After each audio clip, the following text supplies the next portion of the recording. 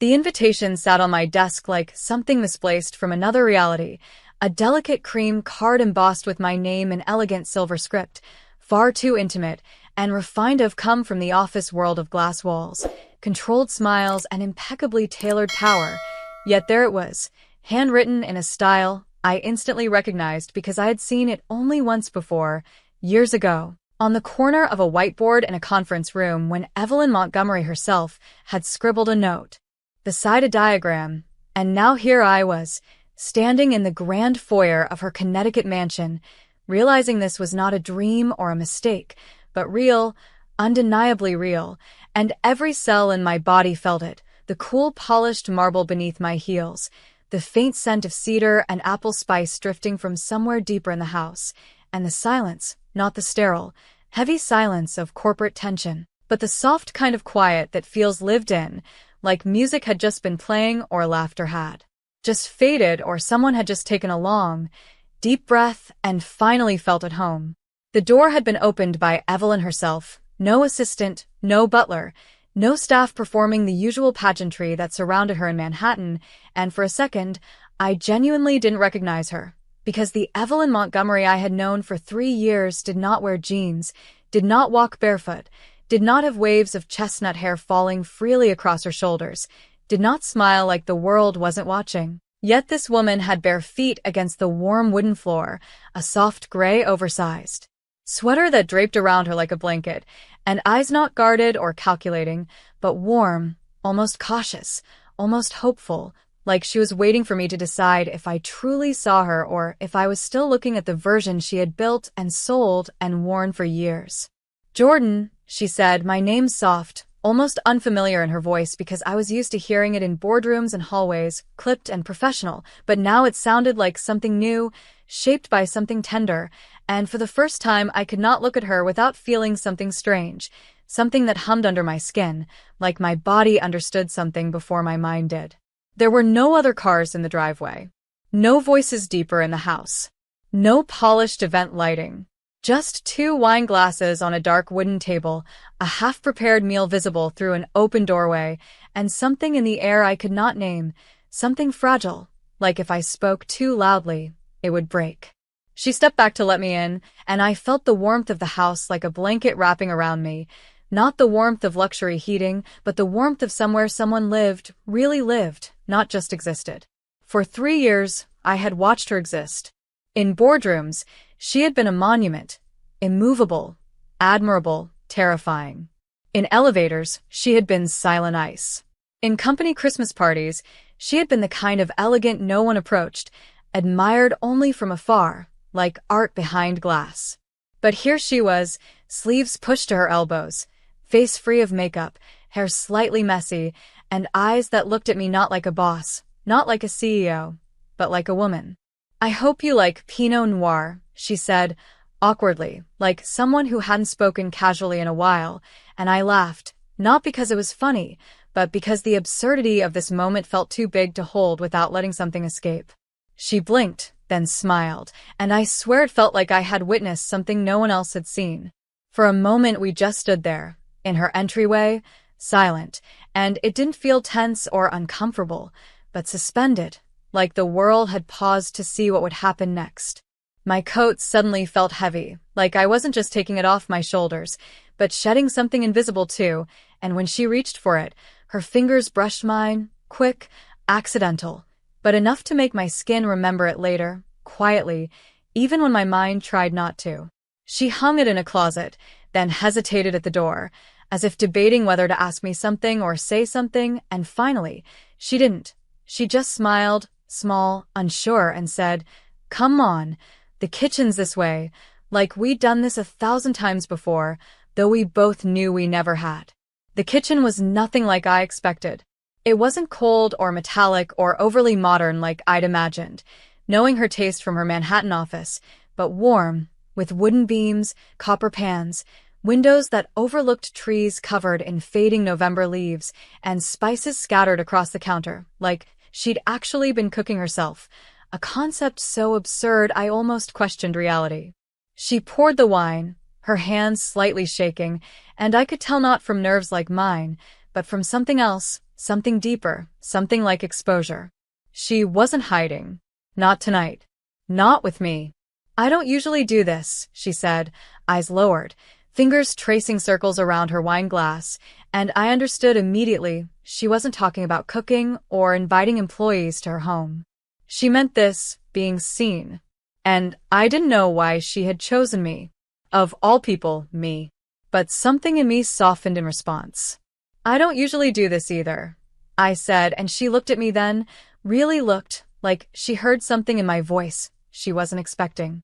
The fireplace in the next room crackled softly. The sky outside the windows was turning pink, then purple, then deep blue, and the room felt suspended in that twilight hour where nothing is fully one thing or another. Not day, not night, not professional, not personal, not safe, not dangerous. Just possibility. We talked. First about surface things, traffic, weather, mutual acquaintances. Then temperatures shifted, silently, like something invisible was moving between us, drawing us closer. She asked me about my family. I hesitated. Then I asked her about hers. She hesitated longer. Eventually, she said softly, I haven't celebrated Thanksgiving with anyone in 9 years. And something in my heart cracked open. She didn't say why, but her voice carried ghosts. And when I said, just as softly, I haven't either, she looked at me like she believed me, even though I never explained. We started cooking together. Not because she needed help, but because it felt easier to stand beside her than across from her. At first, we moved around each other carefully, like we were strangers, but soon our movements synced without effort, like some quiet rhythm had found us. She tasted sauce from a wooden spoon and held it out for me. Without thinking, I stepped closer. Without thinking, she lifted it to my lips.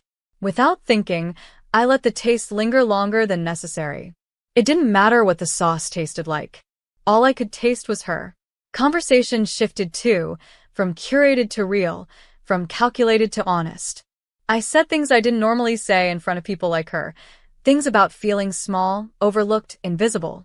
And before I could regret it, she said quietly, I know what it's like to be lonely in a room full of people. And something changed. Not outside. Inside. In the air. In her eyes. In mine. Hours passed like minutes. Wine glasses refilled slowly. Candles flickered, even though neither of us remembered lighting them. We moved from the kitchen to the dining room, though neither of us cared about the food as much as the fact that we were eating it together. She laughed, really laughed, at something I said, and it sounded rusty, as if it had been locked up too long. And I felt something strange, something I had never associated with Evelyn Montgomery before, the urge to protect her. Not from the world. From herself. After dessert, we ended up in the living room, sitting on the floor near the fireplace. Closer. Much closer. Her legs folded under her, hair falling loosely around her shoulders, eyes softer than I had ever seen them, and something in the silence between us felt louder than any words we could speak. Then she whispered, Do you ever feel like you've spent so much time being who you were expected to be that you forgot who you actually are? And I knew she wasn't talking to a manager or an employee or a colleague. She was talking to me. Just me. I did not answer immediately. I simply looked at her, really looked, and said, Maybe this is who you are. And in the firelight, I saw it. The moment she realized I wasn't just seeing her. I was choosing to. And maybe no one had in a very long time. She didn't speak. She didn't smile. She just breathed, slowly, deeply, like something inside her had just unstretched its wings. And in that moment, something shifted between us in a way that neither of us could pretend not to feel. And though nothing happened, nothing physical, nothing reckless, everything had changed anyway. It was in the way her hand rested on the floor, inches from mine. In the way our breaths moved in sync. In the way neither of us looked away. She was not my CEO tonight. And I was not just her employee. We were two women who, for once, had stopped surviving, just long enough to feel something real. And neither of us was ready to let it go. Not after tonight. I hadn't expected to stay that late, but time moved strangely in Evelyn Montgomery's house, as though clocks ticked differently here, slower, gentler, like the world outside didn't quite exist beyond those windows that reflected nothing but darkness and the soft glow of candlelight. At some point, she stopped checking her phone, and so did I. At some point, the music that had been lightly playing in the background had faded, and neither of us bothered to restart it. At some point, the silence between us stopped being something to fill, and instead became something to feel. She sat curled on the floor near the fireplace, not on one of the expensive white armchairs, but on the thick rug, legs crossed, fingers lazily tracing the patterns in the fabric like she was grounding herself in something tangible. I mirrored her position across from her, though not intentionally. Somehow, our bodies synced on their own, falling into a rhythm that felt comfortable, unforced. For the first time since arriving, I realized how quiet the house really was. Not empty quiet, not lonely quiet, but safe quiet, like the kind that wraps itself around you and says stay a little longer. Maybe that was why I didn't rush to leave. Maybe that was why she didn't offer to drive me back. Maybe that was why, when the fireplace crackled softly and she glanced up with tired, softened eyes, I didn't say goodbye. I said, "Are you okay?" And she didn't flinch or close up or retreat behind the armor everyone else knew her by. She just let her shoulders fall, like the question had finally been asked by someone she trusted enough to answer honestly. The pause stretched, unhurried, delicate, full of unspoken truths.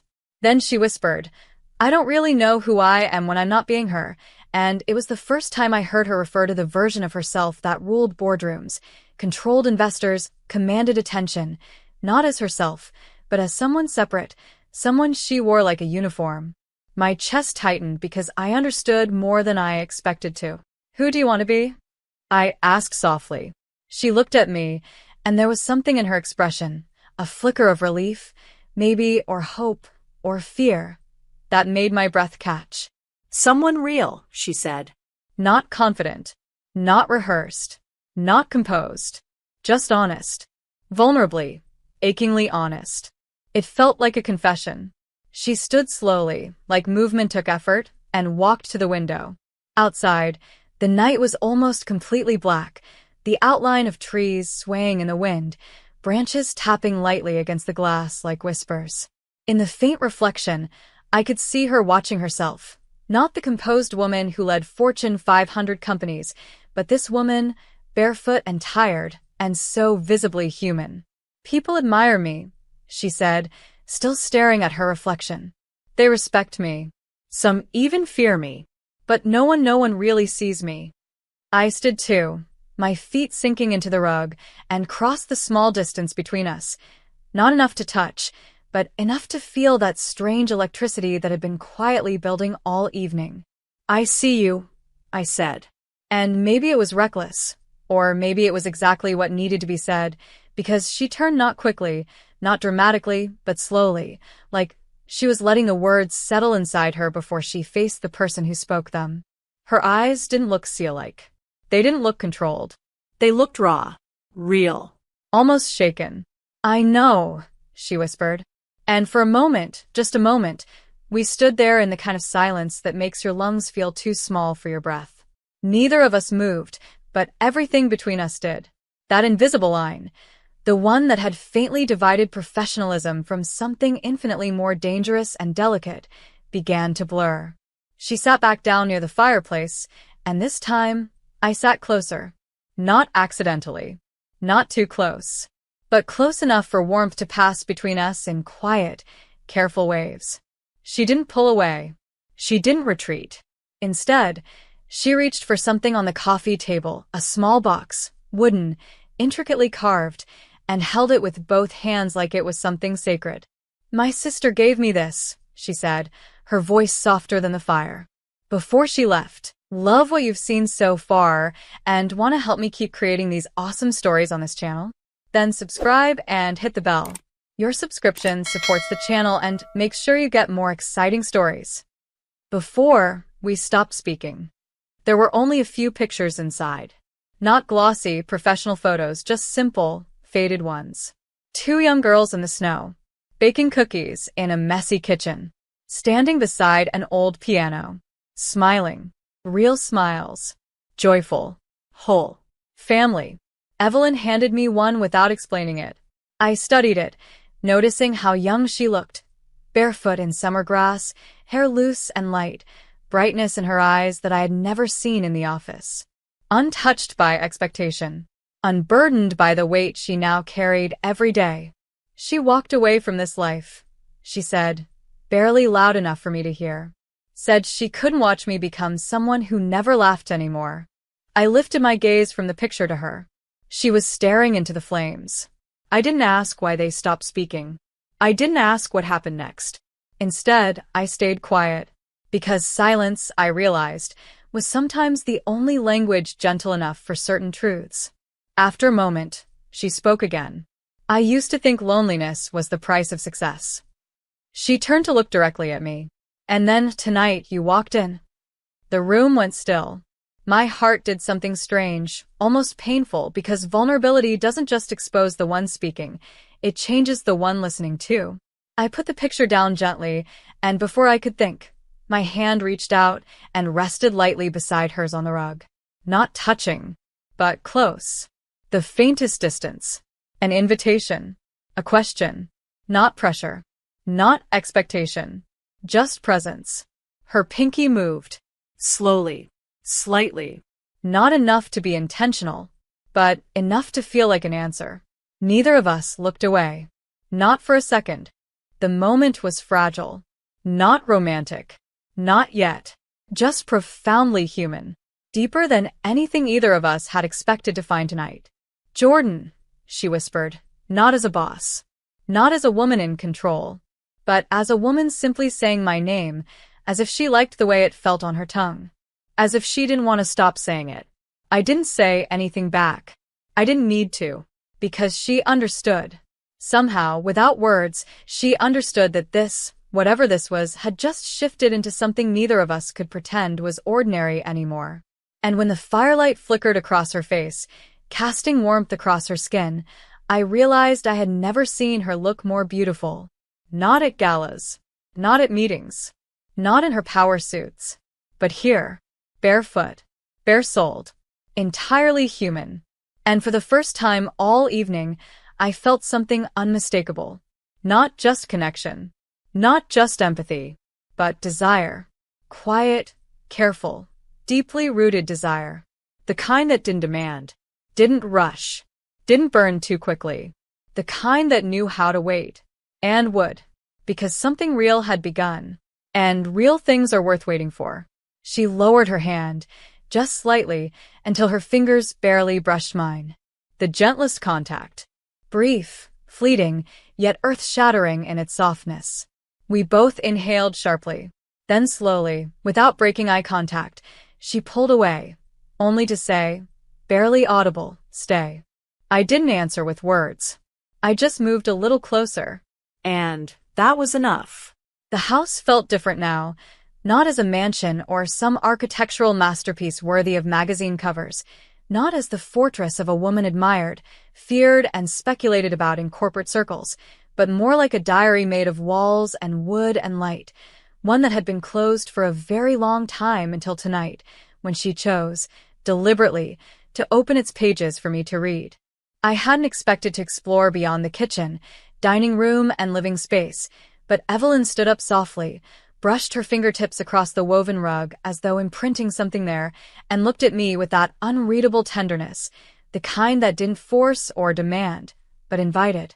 "Let me show you something," she said, almost as if she were asking for permission. I followed her through the hallway, bare feet on warm wood floors, passing spaces that looked curated, but lived in, muted winter sunlight-colored walls, soft lamps glowing in corners, framed photos on a console table that didn't look staged, because some were slightly crooked and some had fingerprints smudged on the glass, the kind left behind when someone picks them up more than once, maybe more than they should. She stopped in front of a door near the end of the hall, hesitated for exactly 2 seconds, then gently turned the handle. It wasn't a bedroom or an office like I expected, but something quieter, more intimate. A music room. Small, simple, softly lit, almost cozy, with light wooden floors, a wide window looking out into the darkness, and at the center, an old mahogany upright piano, with sheet music scattered on top, slightly faded, slightly worn, like they had been played once, then abandoned, then sometimes remembered. I didn't speak. I didn't need to. She walked toward the piano and stopped just beside it, resting her hand lightly on the lid, fingers trailing across the smooth wood like she was touching something living. I used to play, she said, voice distant, but unlike before. This one wasn't guarded or masked. It was wistful, haunted by something soft and aching. I stepped closer, slow, careful, like approaching something fragile. Why did you stop? She didn't answer immediately. Her eyes traced the shape of the instrument, the keys, the dent on the corner, maybe left by childhood carelessness or memory. Then finally, she said, because I stopped listening. I waited. Silence hummed between us like something alive. Then she looked up, and her eyes didn't look CEO-like, or composed, or resigned. They looked human. When the world expects you to be perfect, you stop doing things that remind you how beautifully imperfect you really are. It was in that moment I realized this wasn't just a piano. These weren't just rooms. This wasn't just a dinner. This night was her opening doors inside herself, letting me into spaces that had dust in the corners and untuned keys and faded memories, and she wasn't turning away or putting on armor when I looked. She was letting herself be seen. The quiet stretched, not empty but full, like something unnamed was growing between us, something gentle but powerful. I moved closer to the piano, close enough to stand beside her, without touching her but feeling her presence like heat, like something magnetic. Play something, I whispered, and my voice sounded different, quieter, softer, like it had lowered itself respectfully to match the sacredness of the moment. She looked at me with a kind of surprise, not because I asked, but because I asked gently, without expectation, without performance. And something in her softened again. So she sat down. Not gracefully or calculatedly like the Evelyn from the office, but slowly, like she was reacquainting herself with an old part of her that she hadn't visited in years. I sat beside her on the bench, though slightly turned away, giving her space, but not leaving her alone. She placed her fingers on the keys, but didn't press anything immediately. Instead, she just touched them, lightly, like stroking something delicate. Then, almost hesitantly, she began to play. The melody that emerged was soft, quiet, almost uncertain, but something about the way she released each note felt tender, like she wasn't just remembering a song, she was remembering herself. It was simple, imperfect, occasionally hesitating, occasionally trembling, but it was beautiful. So incredibly, achingly beautiful because it was real, unpolished, unmasked. I didn't realize I was watching her instead of listening until she turned slightly, and our eyes met, and something unspoken passed between us, something electric but soft, something that said, "You don't have to be perfect to be seen." When she finished, her fingers lingered on the keys, and the silence that followed felt like the end of something, or maybe the beginning. She didn't look at me right away.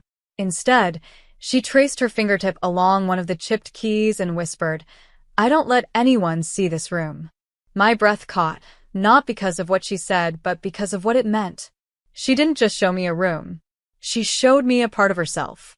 Slowly, carefully, she turned toward me, and we were still close, but something was different now. Gravity had shifted. Something had deepened between us. My pulse quickened as her eyes searched mine, not for approval, not for admiration, but for understanding. And maybe something else. Something far more dangerous. Something far more true. I wanted to reach for her hand. For a moment, I thought she might reach for mine. The space between our fingers felt alive, charged, like a breathing thing. No words, no movements, just suspended awareness. Then, not abruptly, but gently like a slow exhale, she stood, letting her hand drift away from the piano, but not from me. She walked to the far wall, where there was a door I hadn't seen before, part glass, part wood, and opened it. A garden. A winter garden lit by tiny string lights, faintly golden. Not perfectly manicured, not staged, but alive in a quiet, honest way. Faded yellow roses climbing vines, wilted lavender, a wooden bench, and a fountain trickling softly. I don't let anyone hear either, she said, without turning around. But I was already walking toward her. She stepped outside, into the chilly November air, and I followed. It wasn't cold enough to hurt, but cold enough to make you aware of your own warmth. She wrapped her arms around herself, and without thinking, I gently extended my arm, offering her my cardigan. She shook her head, then paused, then took it, not because she needed it, but because I offered it. That mattered. We sat on the bench, close, but not touching. The cold air made our breaths visible, little clouds between us mingling before disappearing. Do you regret it? I asked softly. She turned her head. Regret what? Becoming her, I said, not with judgment, but with quiet honesty. The woman the world saw. The woman she wore like armor. She didn't look away this time. I don't regret who I became, she whispered. I regret what I had to lose to become her. And there it was. The ache. The truth. She blinked slowly, as though letting that truth finally sit where it belonged. In the open, not hidden away. And when she looked at me again, her expression didn't just soften. It changed, like she had just made a decision. But she didn't say it. She didn't need to. It was there in her eyes, in the closeness of our hands, in the way she didn't flinch when I finally, gently, let my fingers rest near hers, not touching, but available. The first raindrop fell softly on the wooden railing. Then another. Then another. She didn't move. Neither did I. We stayed until the rain grew steady and our shoulders brushed, not intentionally, not quite accidentally, but somewhere in between. Neither of us moved away. A moment later, so soft it felt imagined, her pinky brushed against mine. Once. Slowly. And this time, she didn't pull away. We didn't speak. We didn't kiss. We didn't even hold hands. But something far more intimate happened. We stayed. Not because we had to. Because neither of us wanted to leave when we finally felt seen. Not admired. Not respected. Not feared. Seen. Two small words broke the silence. Not quite a question. Not quite a plea. Stay longer, she whispered. And I answered without speaking. I simply stayed. It should have been late enough to say goodbye, to thank her for dinner, and the warmth of conversation, and the quiet but undeniable connection that had settled between us like a shared breath, but neither of us made any move toward ending the night. Time had stopped behaving like time the moment I stepped through her door hours earlier, and even now, in the dim glow of her winter garden, with rain gently tapping against the glass and our shoulders close enough to share warmth without actually touching, everything felt suspended, soft, fragile, deliberate. Evelyn looked different now, not only because she was out of the armor she usually wore in Manhattan boardrooms, but because something deeper had changed. She wasn't performing. She wasn't calculating. She wasn't protecting herself from being seen. She was simply there. Real. Quiet. Vulnerable in a way I felt privileged to witness. When she finally stood, it was not to leave, but to lead us back inside, moving slowly as though she feared sudden motion might break the delicate trust that had formed between us. I followed her through the hall, past the music room and the soft glow of the kitchen lights, until we reached a small sitting room I hadn't seen before, less curated, less intentional, more human. There were throw blankets, half-read books, a mug on a side table that looked like it had been abandoned mid-thought, and in the corner, near the large window that overlooked the faint gardens, there were canvases propped against the wall, paintbrushes in jars, and traces of color on a drop cloth pooled over the hardwood floor. I stopped. She didn't speak. She didn't need to. The surprise that bloomed in my chest must have been visible on my face, because she gave a small, almost embarrassed smile, one that made her look younger, softer, beautifully unguarded. You paint, I said, my voice quiet, not wanting to break anything sacred about this discovery. She looked almost shy, a word I never would have thought to associate with Evelyn Montgomery before tonight. I used to, she said, and even in those two words, I heard it, longing, nostalgia, loss. I haven't in years. I moved toward one of the canvases, noticing it wasn't something abstract or coldly modern, the type of art that looked expensive but emotionally hollow. This was different. A blurry figure. A girl in a field. Barefoot. Free. Laughing, maybe, though her face wasn't clear. But her body language, unfettered joy. Unburdened. Untethered. Someone real. Someone alive. Someone who didn't exist in the marble halls of corporate empires where Evelyn now ruled. Someone she used to be. Is that you? I asked. She hesitated for a long moment, then nodded. Slowly. Quietly. It was, she said. She sat on the floor without thinking, legs folded to the side, and I did the same, both of us facing the painting like it was a memory rather than an object. Where is she? I asked softly, still looking at the girl in the painting running through the grass, barefoot and laughing like sunlight. Evelyn leaned her head back against the wall, eyes tracing the outline of the girl. She learned how to be perfect, she whispered, and never quite found her way back. We sat there in silence for several minutes. Not the kind of silence that feels empty or awkward, but the kind that is full, sacred, like the moment before something breaks open. I finally turned to her. What happened to your sister? I asked gently, not probing, but offering her a door she could walk through if she wanted. Her breath caught. Just faintly. But I felt it. Heard it. She didn't look away. Not this time. She left, she whispered, eyes fixed on the window where rain was softly blurring the view of the garden. She left because she said I was disappearing, even though I was everywhere. Always in meetings. Always making deals. Always winning. Always succeeding. But disappearing. She clasped her hands together in her lap, not tightly, not nervously, but as if holding something invisible, something fragile. She said I stopped showing up as myself, and eventually, she didn't know who she was trying to love anymore. That word. Love. Not romantic. Something deeper. Unconditional. Sisterhood. Home. But lost. I told her she was wrong. Evelyn continued, voice trembling so slightly, I almost thought I imagined it. I told her that you don't have to be seen to matter. That visibility isn't the same as meaning. That purpose doesn't always come with warmth. A faint, broken smile ghosted across her lips. She said that was the saddest thing she'd ever heard. A tear didn't fall, but one formed. Not dramatic. Not desperate.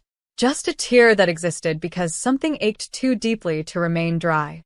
So she packed her things, Evelyn whispered, and only looked back once. And then she wasn't speaking to me anymore. She was speaking to memory. To time. To someone she had once been. To someone she had once loved. And in that moment, I understood something that made my breath catch. She didn't show me this room because it was beautiful. She showed me because it was the truest. It was the room where she once allowed herself to feel. To create. To exist outside perfection. And tonight, she had chosen to let me in. Not because I worked for her. Not because I had proven myself worthy in some professional capacity. But because something in her trusted something in me. And it wasn't logical. Or safe. Or planned. It was simply human. When she finally looked at me, that tear hadn't fallen. But it remained there, quietly, like something not ashamed anymore. Do you miss her? I asked. The answer was too big for words. But her silence told me everything. It was then that the moment changed, not because we moved, not because we touched, but because something about the air shifted, like the distance between us had finally given up on trying to stay. She blinked, slow, like waking from a long sleep. Then she whispered, small, honest, uncalculated, why does it feel like you've been here before? I didn't answer right away. Because I knew she wasn't asking about the house. Or the room. Or even the night. She was asking why this connection, this sense of being seen, felt somehow familiar, even though we had never stood this close as ourselves before. And the only answer that felt true was, because maybe we've both been waiting to be seen for a very long time. Her breath trembled. Not broken. Not fragile, but relieved. Like something inside her had just loosened, finally. She didn't reach for me. She didn't break the space between us, but her eyes did something far more intimate. They stayed. I hadn't realized how close we had moved until I felt the warmth between us. Quiet, magnetic, waiting. She looked at my mouth, not with hunger, not with impatience, not even with intention, but with quiet awareness. And something inside me responded, not rushed, not reckless, not romantic, but real. My hand moved, somehow, slowly, Carefully. to rest on the floor beside hers. Just like the moment in the garden. An unspoken offering. A question. Not a request. Not a push. Just presence. Her pinky shifted, soft, slow, brushing mine like before, but this time lingering. Just a moment longer. A breath longer. Eyes still holding mine. Not looking away.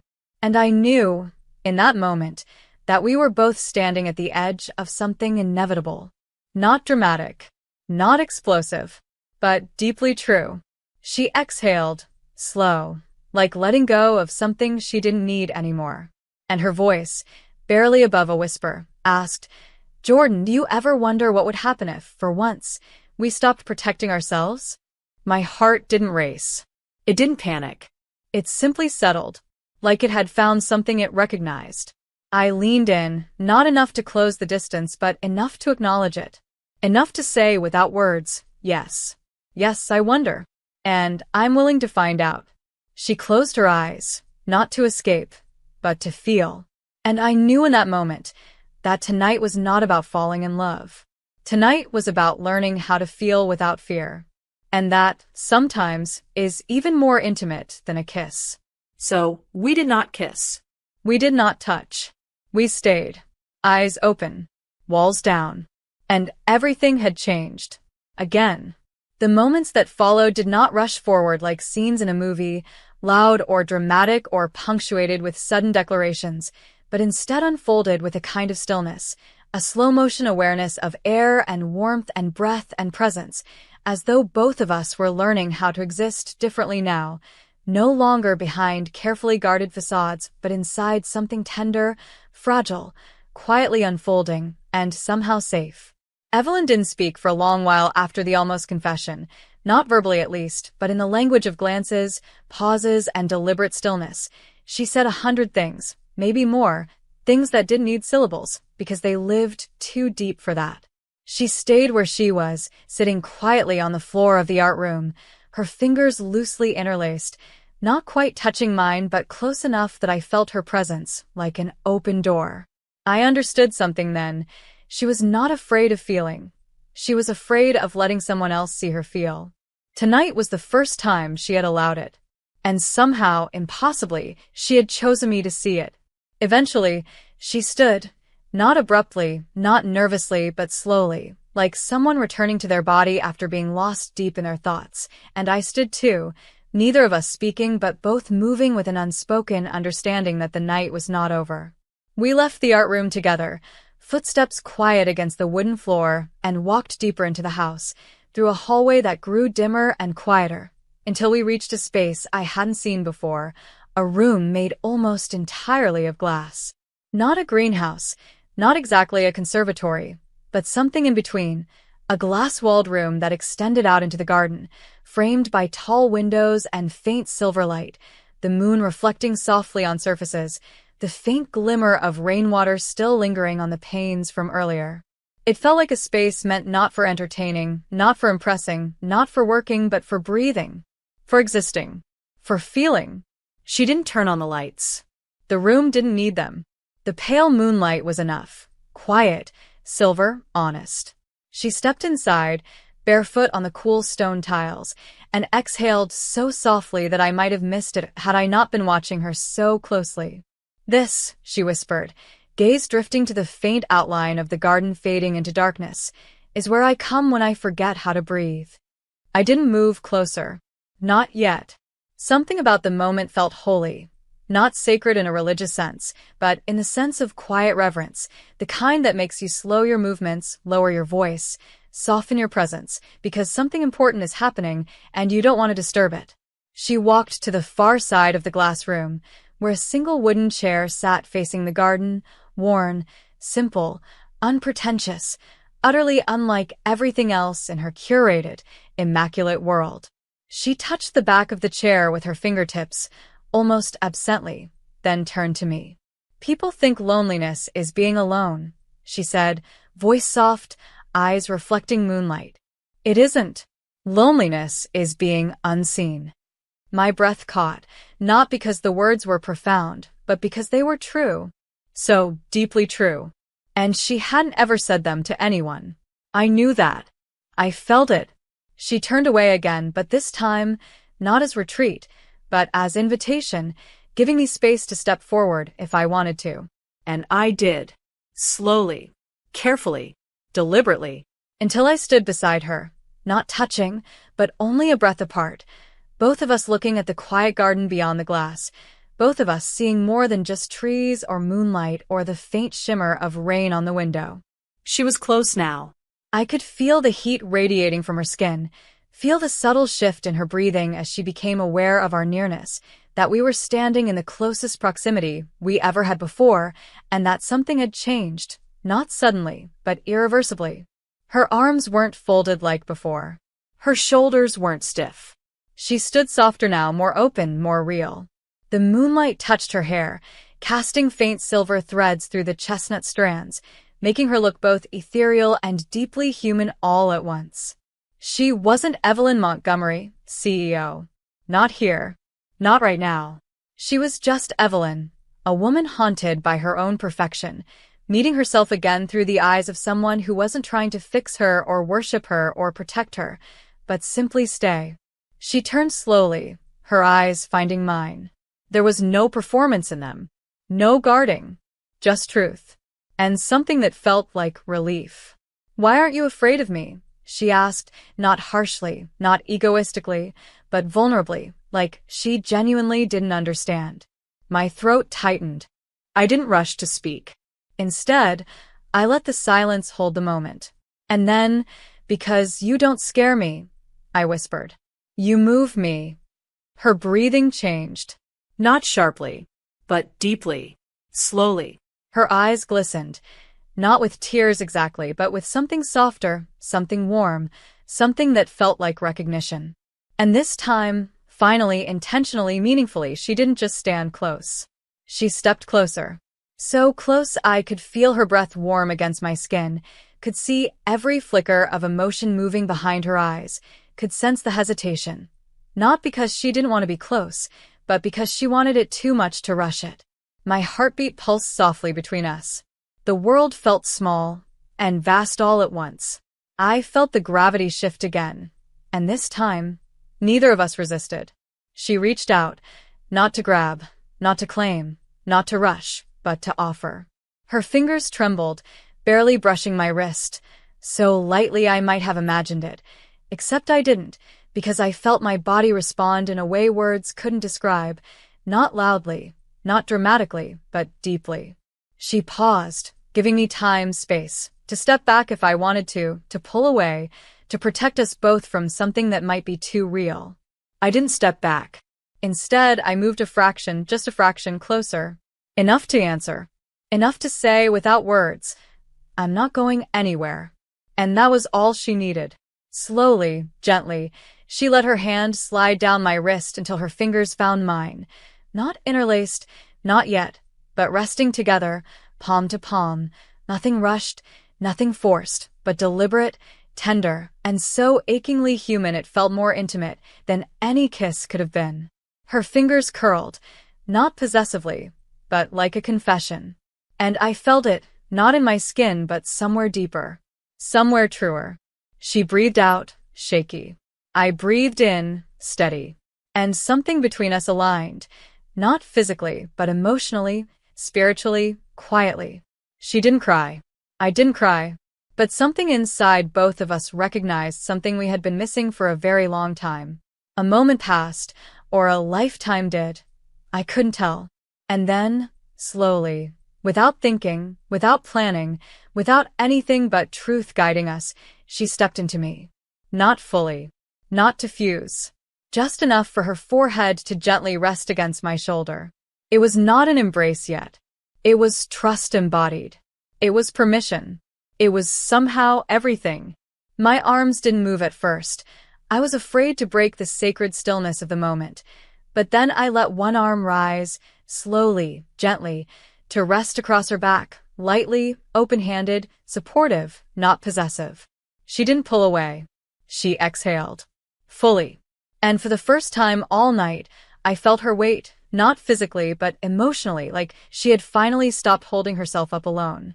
The embrace was not dramatic or tight or desperate. It was fragile, honest, trembling, and more intimate than any passionate kiss could have been, because it wasn't about desire. It was about allowing oneself to be held and to hold.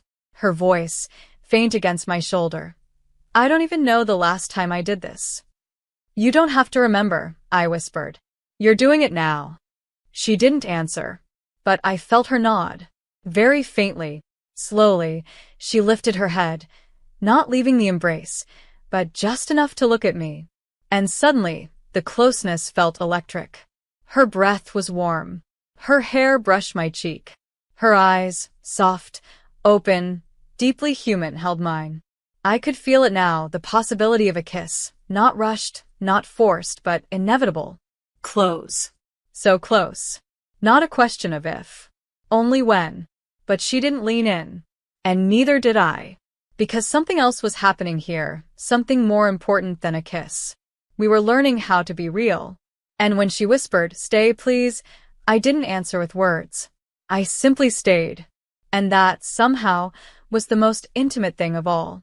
The embrace had not fully ended when the world around us shifted, not literally, not with movement or sound, but with something quieter, something invisible, as though the air itself had decided that whatever had been growing between us was no longer subtle, no longer a flicker beneath the surface, but something alive, present, undeniable. It didn't rush forward, didn't erupt into something dramatic or physical. Instead it deepened, like roots quietly sinking into soil, unseen but irreversible. Evelyn remained close, her forehead still near the curve of my shoulder, her breath soft and unhurried, the kind of breathing people do only when they feel safe enough to stop performing.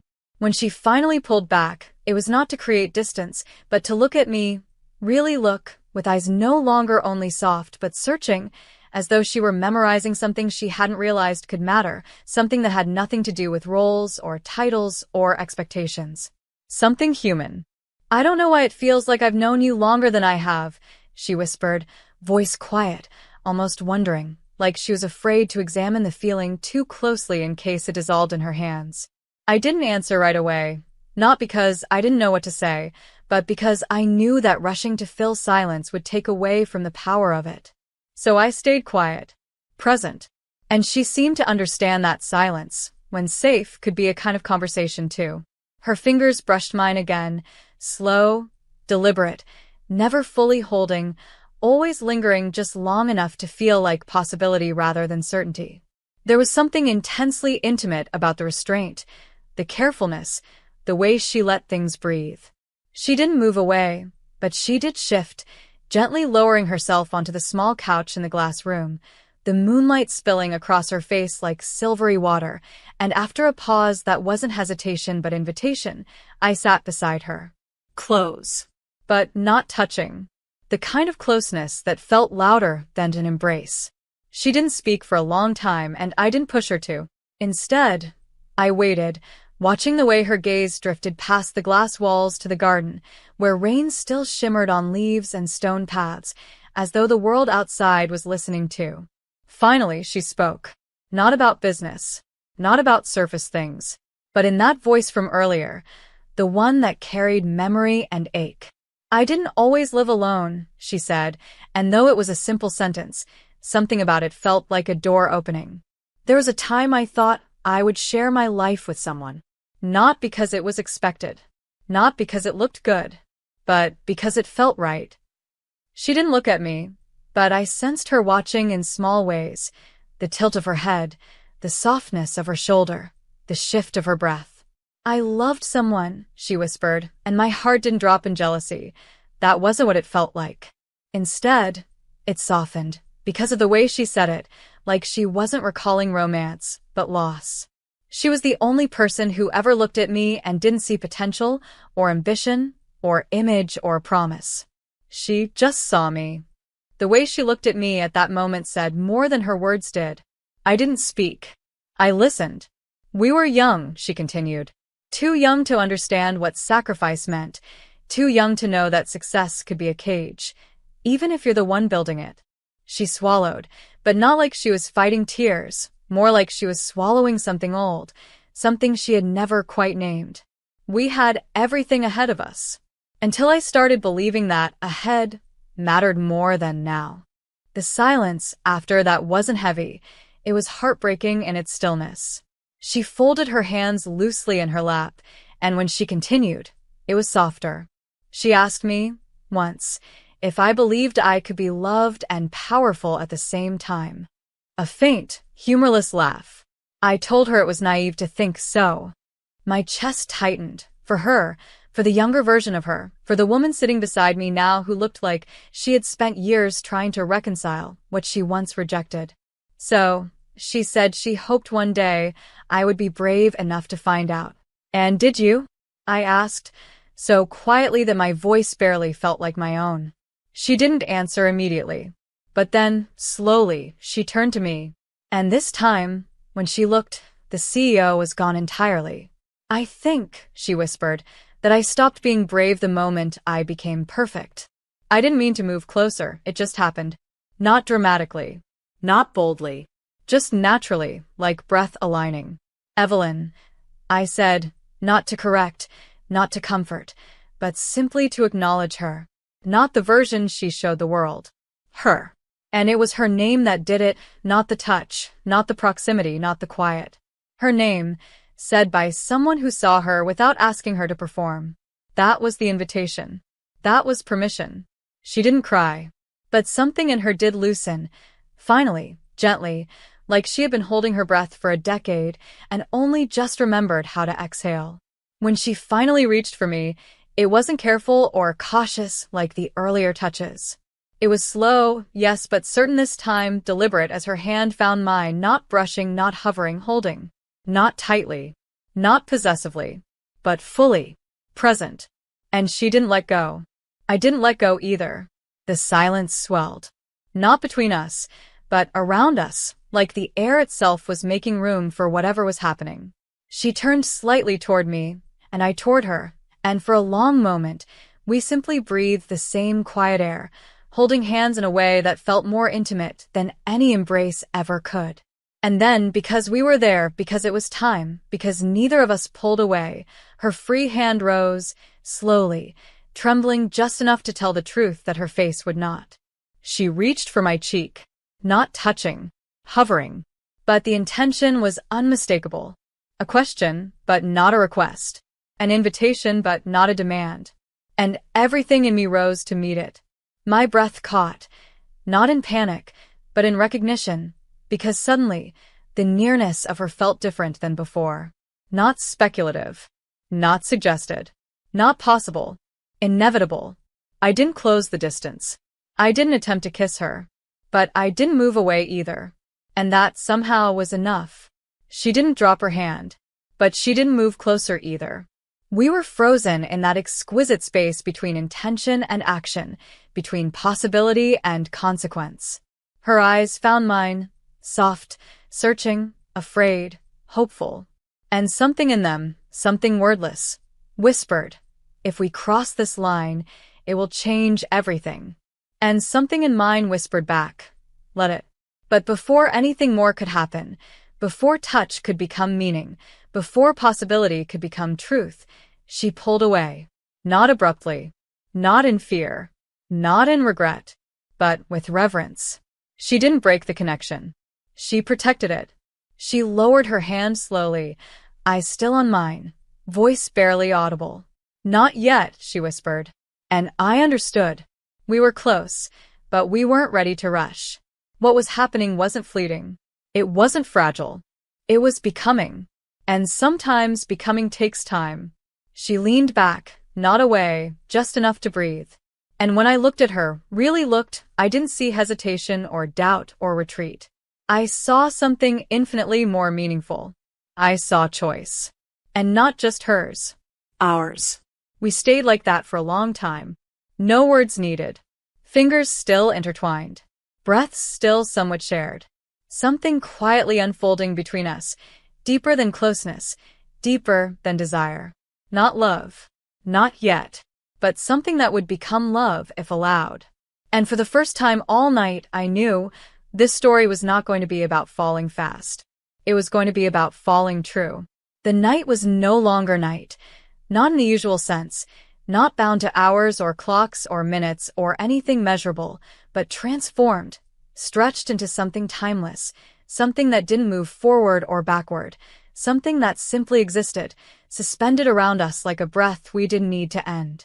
We were still in the glass room, hands gently but intentionally still intertwined, bodies close but never quite touching except for where skin met skin, where fingers rested in quiet companionship, and I realized we had stopped talking in words and started talking in something else, something softer, deeper, spoken in glances, pauses, breaths, the tilt of a head, the softness of a gaze held too long. And in that space where words didn't quite belong, there was a sense of safety I had not expected, not in her presence, not with someone who once existed only as authority, power, distance, perfection. She had shifted completely, and so had I, as though the versions of us that had walked into this house hours ago had quietly and willingly stepped outside and closed the door behind them, leaving only the ones who were real, the ones who felt without knowing how to say it, the ones who didn't ask to be seen but no longer resisted it either. Eventually, she spoke, not confessional, not heavy, simply thoughtful, reflective. "You know," she murmured, her voice sounding almost sleepy, though I could see in her eyes she was fully awake, completely present. "I don't think I've laughed like a real person in years. Not politely. Not socially. I mean laughed." My heart warmed at that, not because she said it, but because I could feel it was true. She didn't wait for me to respond.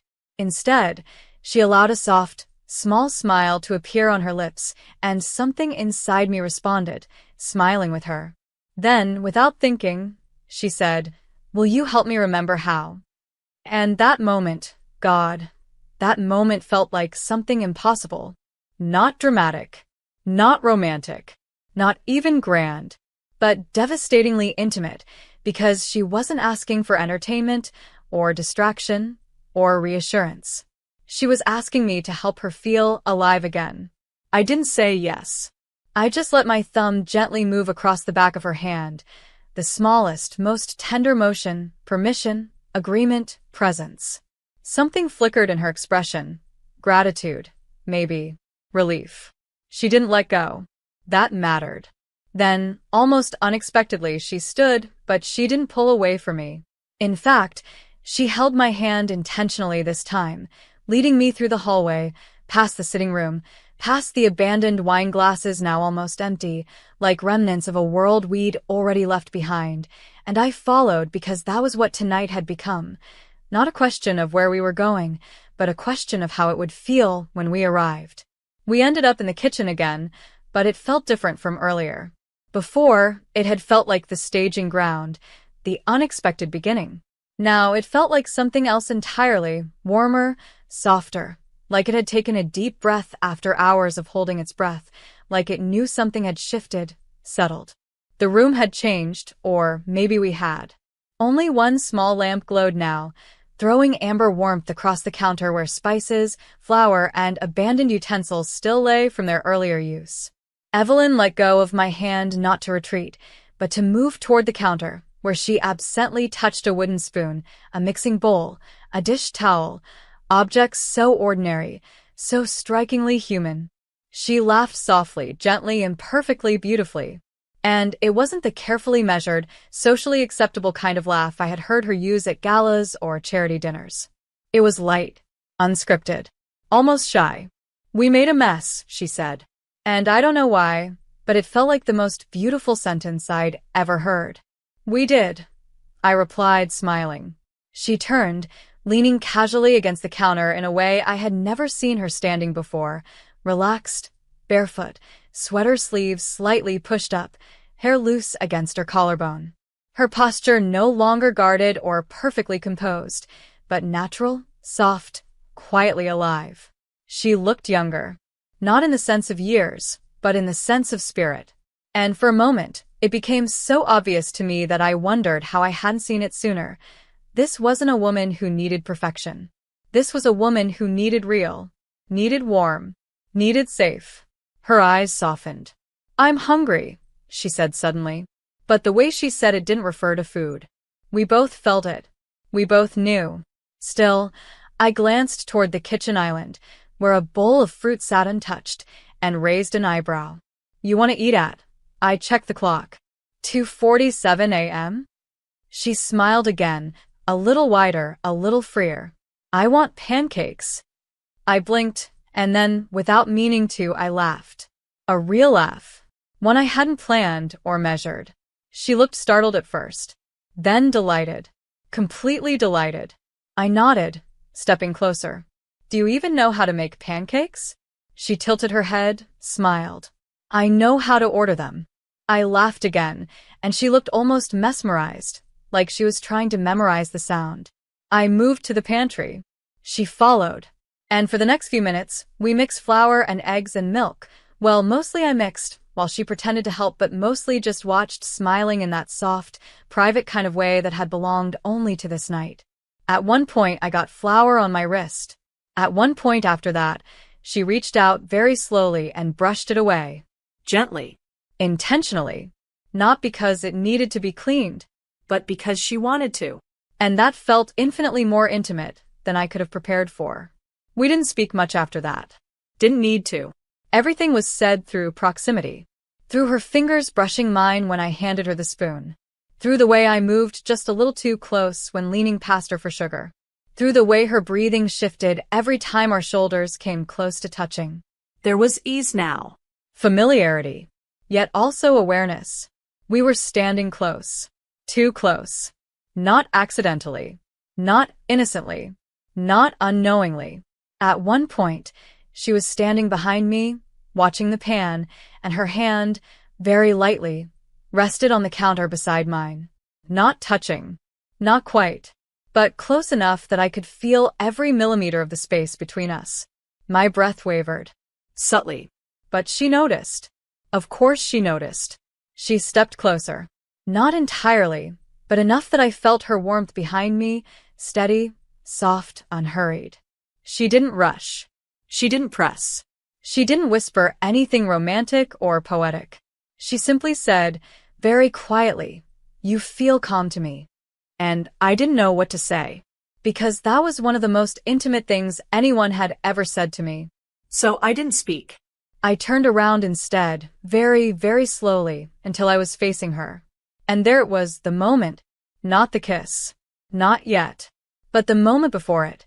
The one where the world is holding its breath, where desire is not yet spoken but fully understood, where both people know but neither crosses the line, not because of hesitation, but because what's building between them is too sacred to rush. We were so close. Not touching, but feeling everything. She met my eyes. I met hers. The air felt electric, but not frantic. Magnetic. Natural.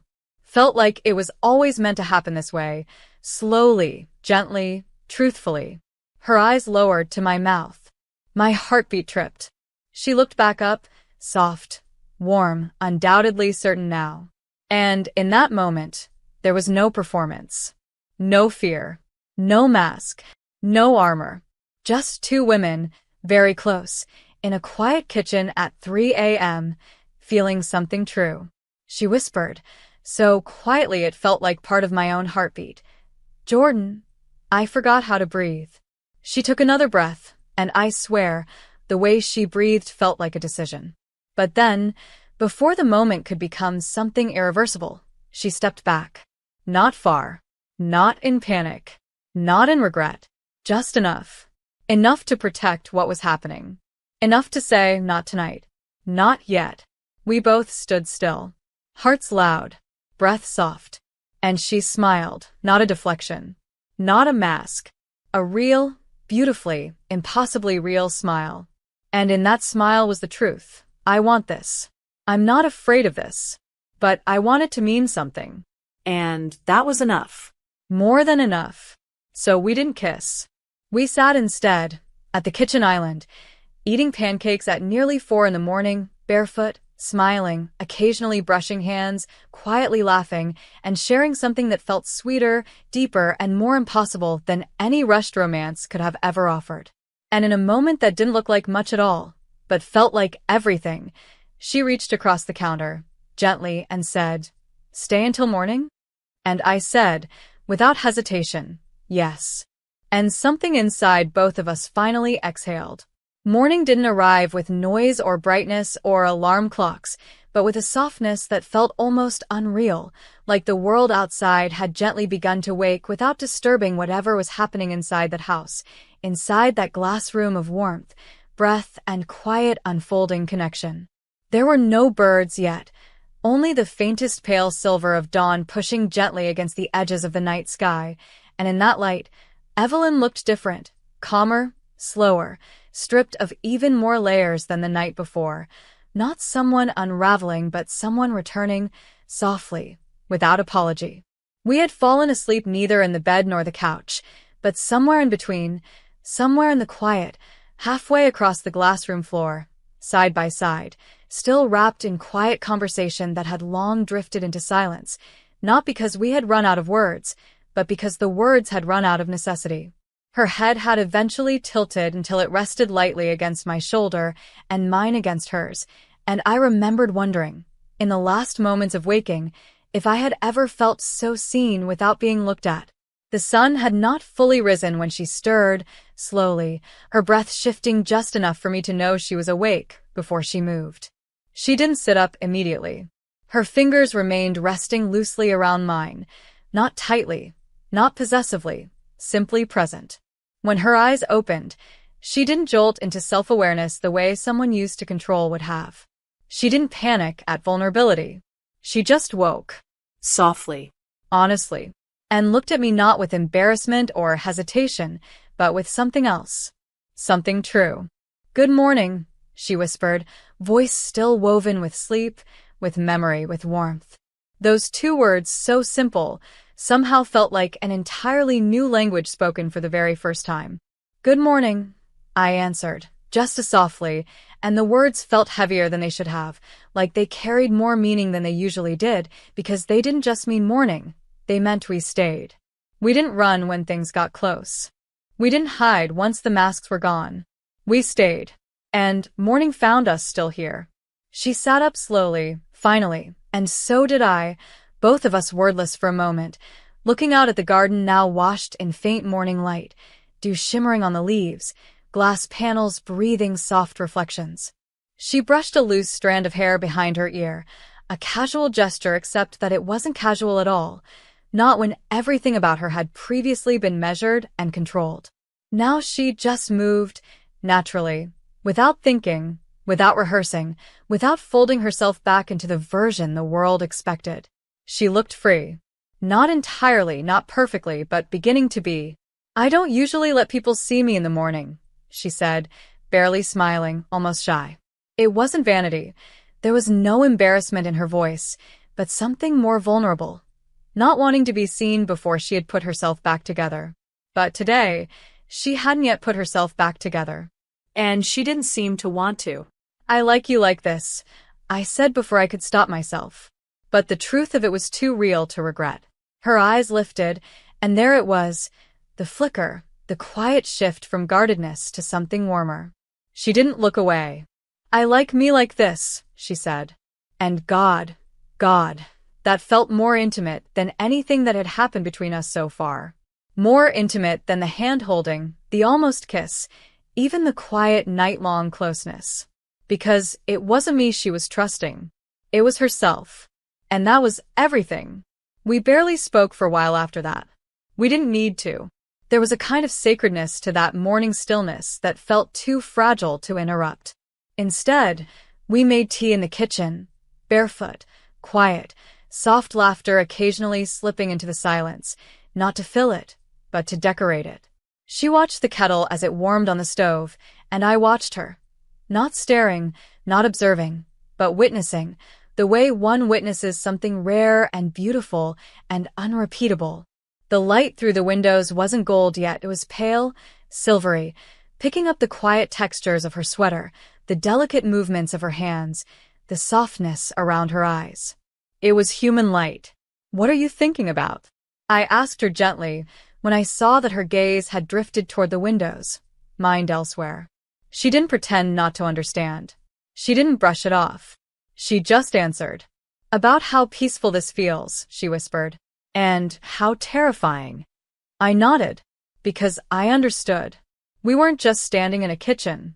We were standing in the thin, sacred space between what had been and what could be, between fear of losing control and hope of being known. And in that space, she turned to me, slowly, fully, and looked at me, not cautiously or curiously like the night before, but steadily, openly. Something had changed. Something had settled. And whatever it was, it looked like readiness. No rush. No grand declarations. No rehearsals. Just readiness. She stepped toward me, not dramatically, but softly, the way someone approaches something they've waited for. Not to claim, but to honor. We weren't inches apart now. We weren't hesitant. We were simply near enough to feel warmth exchange, breath blend, heartbeats align. She lifted her hand, not trembling now, and touched the side of my face, slowly, tenderly, like she was making sure I was real. "Jordan," she whispered, and the way she said my name made my breath catch, because it wasn't a question or a warning or an invitation. It was simply recognition. And then finally, she leaned in, not urgently, not hungrily, not suddenly, but gently, so gently, like she was learning how to kiss for the first time, not because she didn't know how, but because this time she wanted to feel every second of it, remember every breath. Her lips touched mine like a secret being told slowly, reverently, and it wasn't fireworks or lightning or any of the things movies promised. It was better. It was quiet. And deep. And unbearably soft. The kind of kiss you feel long after it's over. Something inside me stilled. Not excitement, not adrenaline, but something like peace, like, oh, there you are. We didn't rush it. We didn't deepen it. It wasn't that kind of kiss. It was the kind that said, I see you. I choose you. I trust you. And when she finally pulled back, she didn't step away. She didn't hide. Her forehead rested lightly against mine, her thumb brushing the edge of my jaw, her breaths unsteady but calm. She looked at me for a long moment, her expression not intense or dramatic, but quietly full. "That," she whispered, voice barely there, "felt like breathing." And I whispered back, "It was." And just like that, morning arrived, fully, gently, beautifully, not with noise, but with light. And with something new that neither of us dared name yet. But we would. Soon. The kiss lingered long after it ended, not physically, but in the way breaths linger between memories and moments that are too soft to hold and too important to let go of, and neither of us moved immediately afterward, as though our bodies understood that whatever had just happened could not be rushed into definition or labeled too quickly, or dissected the way one might examine an event, because it wasn't an event, it was a shift. Something that quietly altered where we stood, not in distance, but in truth. Evelyn didn't pull away after the kiss, but she didn't move closer either. She simply remained there, forehead lightly resting against mine, eyes closed, breathing with me, like we had discovered something we didn't quite know how to name yet, but had no intention of denying. When she finally opened her eyes, the room looked different. Not brighter, not clearer, but warmer, like something had been thawed that had long been frozen. She didn't look away, didn't retreat behind composure or poise or the polished exterior she wore so flawlessly in every boardroom and interview and photograph. Instead, she watched me with an openness that felt almost reverent, like she was memorizing something, trying to understand how it was possible that something so gentle could feel so powerful. "You feel safe," she whispered, and I knew she wasn't saying it for my benefit. She was saying it because she had only just realized it herself. I didn't answer, not because I didn't want to, but because some words are too sacred to answer with noise, And so I let my hand gently rest against hers, fingers lightly brushing, and her shoulders relaxed as though my silence had been the right reply. She didn't offer another kiss, and I didn't ask for one because this wasn't about wanting more, it was about learning how to hold what we already had. Still, something in her posture had changed, something subtle, something that told me the walls she had spent years building weren't just lowered, they had been unlocked. We sat by the window in the pale morning light, neither ready to talk but both unwilling to lose the closeness we had found, that delicate space where silence didn't feel empty but full of the unspoken understanding that we had crossed a line that neither of us wanted to erase. And yet, I saw it, the flicker, faint but unmistakable, crossing her features like a passing shadow. Fear. Not of me, not of the connection between us, but of what it meant once morning turned into day, once doors opened, once perfection and expectation resumed their place in her world. She looked at the sunrise, then at our hands, and then finally at me, and said softly, "What happens now?" It was not a question of affection, but of consequence, of reputation, of exposure, of the cost of truth. And in that moment, I understood something painfully, beautifully real. She wasn't afraid of loving, she was afraid of being seen loving. So I didn't answer with reassurance or certainty. Instead, I spoke the only truth I had. We don't have to know that yet. Her shoulders dropped, tension loosening, relief flickering through her gaze, not because we had solved anything, but because we had allowed it not to be solved. For now. She stood slowly, moving toward the kettle, preparing more tea, even though we still had some from earlier, like the ritual itself, not the drink, grounded her back into something safe. But this time, she didn't stand across the kitchen from me. She stayed close. Deliberately close, like proximity had become something she no longer needed to test, only trust. She handed me the cup, her fingers not letting go as quickly as they might have before, her touch lingering, soft, intentional. "Every time I let someone close," she murmured, "I end up watching them leave." The words weren't self-pitying. They weren't dramatic. They were simply tired. Honest. I shook my head gently.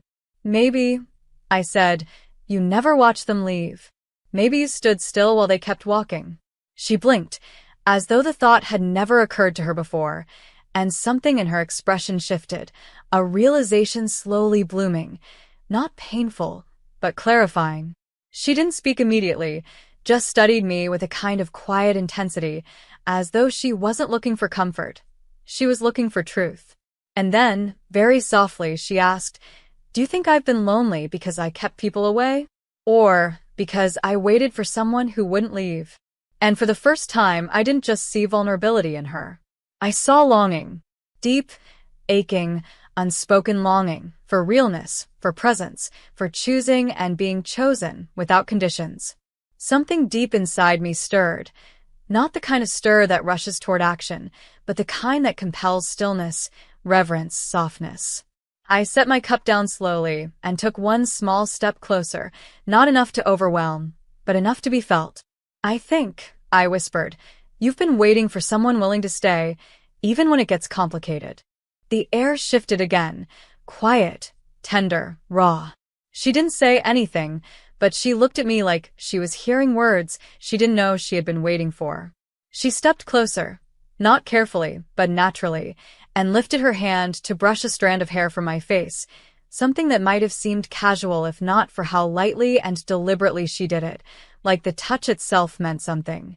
Her fingers lingered, gently, near my temple, almost wondering whether to move further, whether to touch more. But she didn't. Not yet. "Instead," she whispered, "you scare me." I blinked, not expecting that. But her thumb softly traced my cheek and she added, "Not because I don't trust you. Because I do." My chest clenched, not painfully, but deeply, fully, like a door opening to a truth I hadn't realized mattered so much. So I didn't answer with words. I simply lifted my hand to meet hers, slowly covering her fingers where they rested at my jaw, and I held them there, not tightly, not possessively, but in acknowledgement, acceptance. And something in her posture dropped, softened, released. Like the moment she had been unconsciously preparing for all along wasn't the kiss, but this. The moment of being held, not physically, but emotionally, without expectation or requirement or timeline. Her eyes grew glossy, not with tears exactly, but with tenderness, something she had kept too long locked away. "I don't know how to do this," she admitted. "You don't have to," I whispered. "You just have to let it happen." It was strange, the way silence suddenly didn't feel fragile anymore. It felt warm, full, sturdy like a foundation. Something we could build on. Not perfect, not entirely safe, but real. Her hand left my face and found mine again instead, intertwining fully this time, palm to palm, finger to finger, no hesitation now, no accidental brushes or tentative contact. It felt like choosing. It felt like beginning. She didn't kiss me again. I didn't ask her to. It wasn't about that, not now. Not yet. It was about standing there, in a quiet kitchen, in soft morning light, and not running away from what had started to grow between us. And so we stood, hands held, hearts uncovered. Fear not gone. But fear no longer in control. We talked, not about romance, not about labels, not about what this meant in any official or future sense, but about her sister, her career, the cost of control, how it felt to be admired but never truly known. And somewhere in that conversation, somewhere between her saying, "I never knew I could be both soft and strong," and me responding, "You always were. You just forgot," something in her finally broke, not in pain, but in relief. Because being known didn't hurt. It healed. As we stood there, still holding hands without thinking, I felt the morning light brighten slowly across her skin, and I realized this story would not be defined by how quickly we fell, but how deeply. And when she whispered barely above a breath, "Jordan, please don't disappear after this," I didn't need to think before answering. "I'm not going anywhere." And something in her, something deep, something silent, finally believed it.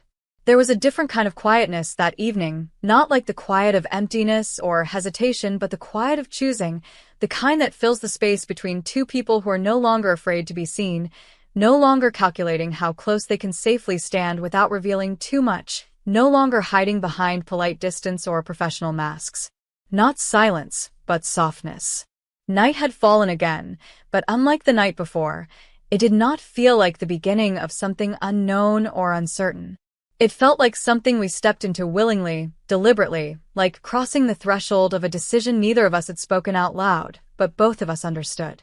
We hadn't left the house all day, not out of fear of the world, but because the house itself had become a world, one we were not ready to break by stepping outside. It wasn't claustrophobic. It was safe. Sacred somehow. Like the walls had heard things they weren't used to hearing, seen things they weren't used to seeing, and responded by softening themselves, inviting more. She had spent much of the day looking at me the way someone looks at something they are slowly learning to believe is real. Not with doubt. With wonder. With caution. Maybe with gratitude. She didn't touch me constantly. That wasn't her way. But the touches that did happen, the light brush of her fingers against the back of my hand when passing me tea, the accidental graze of her arm when reaching for something on the kitchen counter, the stillness she allowed when she stood close and didn't step away, each of those quiet moments felt like entire conversations. We moved around her house without agenda, sometimes speaking, sometimes not, sometimes laughing over something completely ordinary like how she forgot where her own kettle was kept or how she burned toast with absolute authority. I manage a multi-million-dollar enterprise but cannot control bread, and somehow, in those moments, she felt more impressive than she ever had in a boardroom. The most striking thing was watching her relax without asking permission from herself. Her hair loose, her laugh unmeasured, her posture softer, her gaze less guarded. At one point, I found her standing barefoot in the hallway next to a large mirror, staring not at her reflection but at her expression, like she barely recognized her own softness. She didn't apologize for it. She didn't turn away. She just looked. And when she saw me watching her, she didn't stiffen or lift her chin or return to the person the world expected. She simply let me come closer. "Do I look different to you?" she asked, softly, not vainly, not anxiously, but thoughtfully. I thought carefully. You look like someone who stopped waiting for permission to be herself. Her expression didn't break, didn't crumble. It opened. Just a little. That night, we returned to the glass room, the one she said she used to remember how to breathe, and sat not apart, but closer this time, naturally, as though distance no longer mattered the way it once had.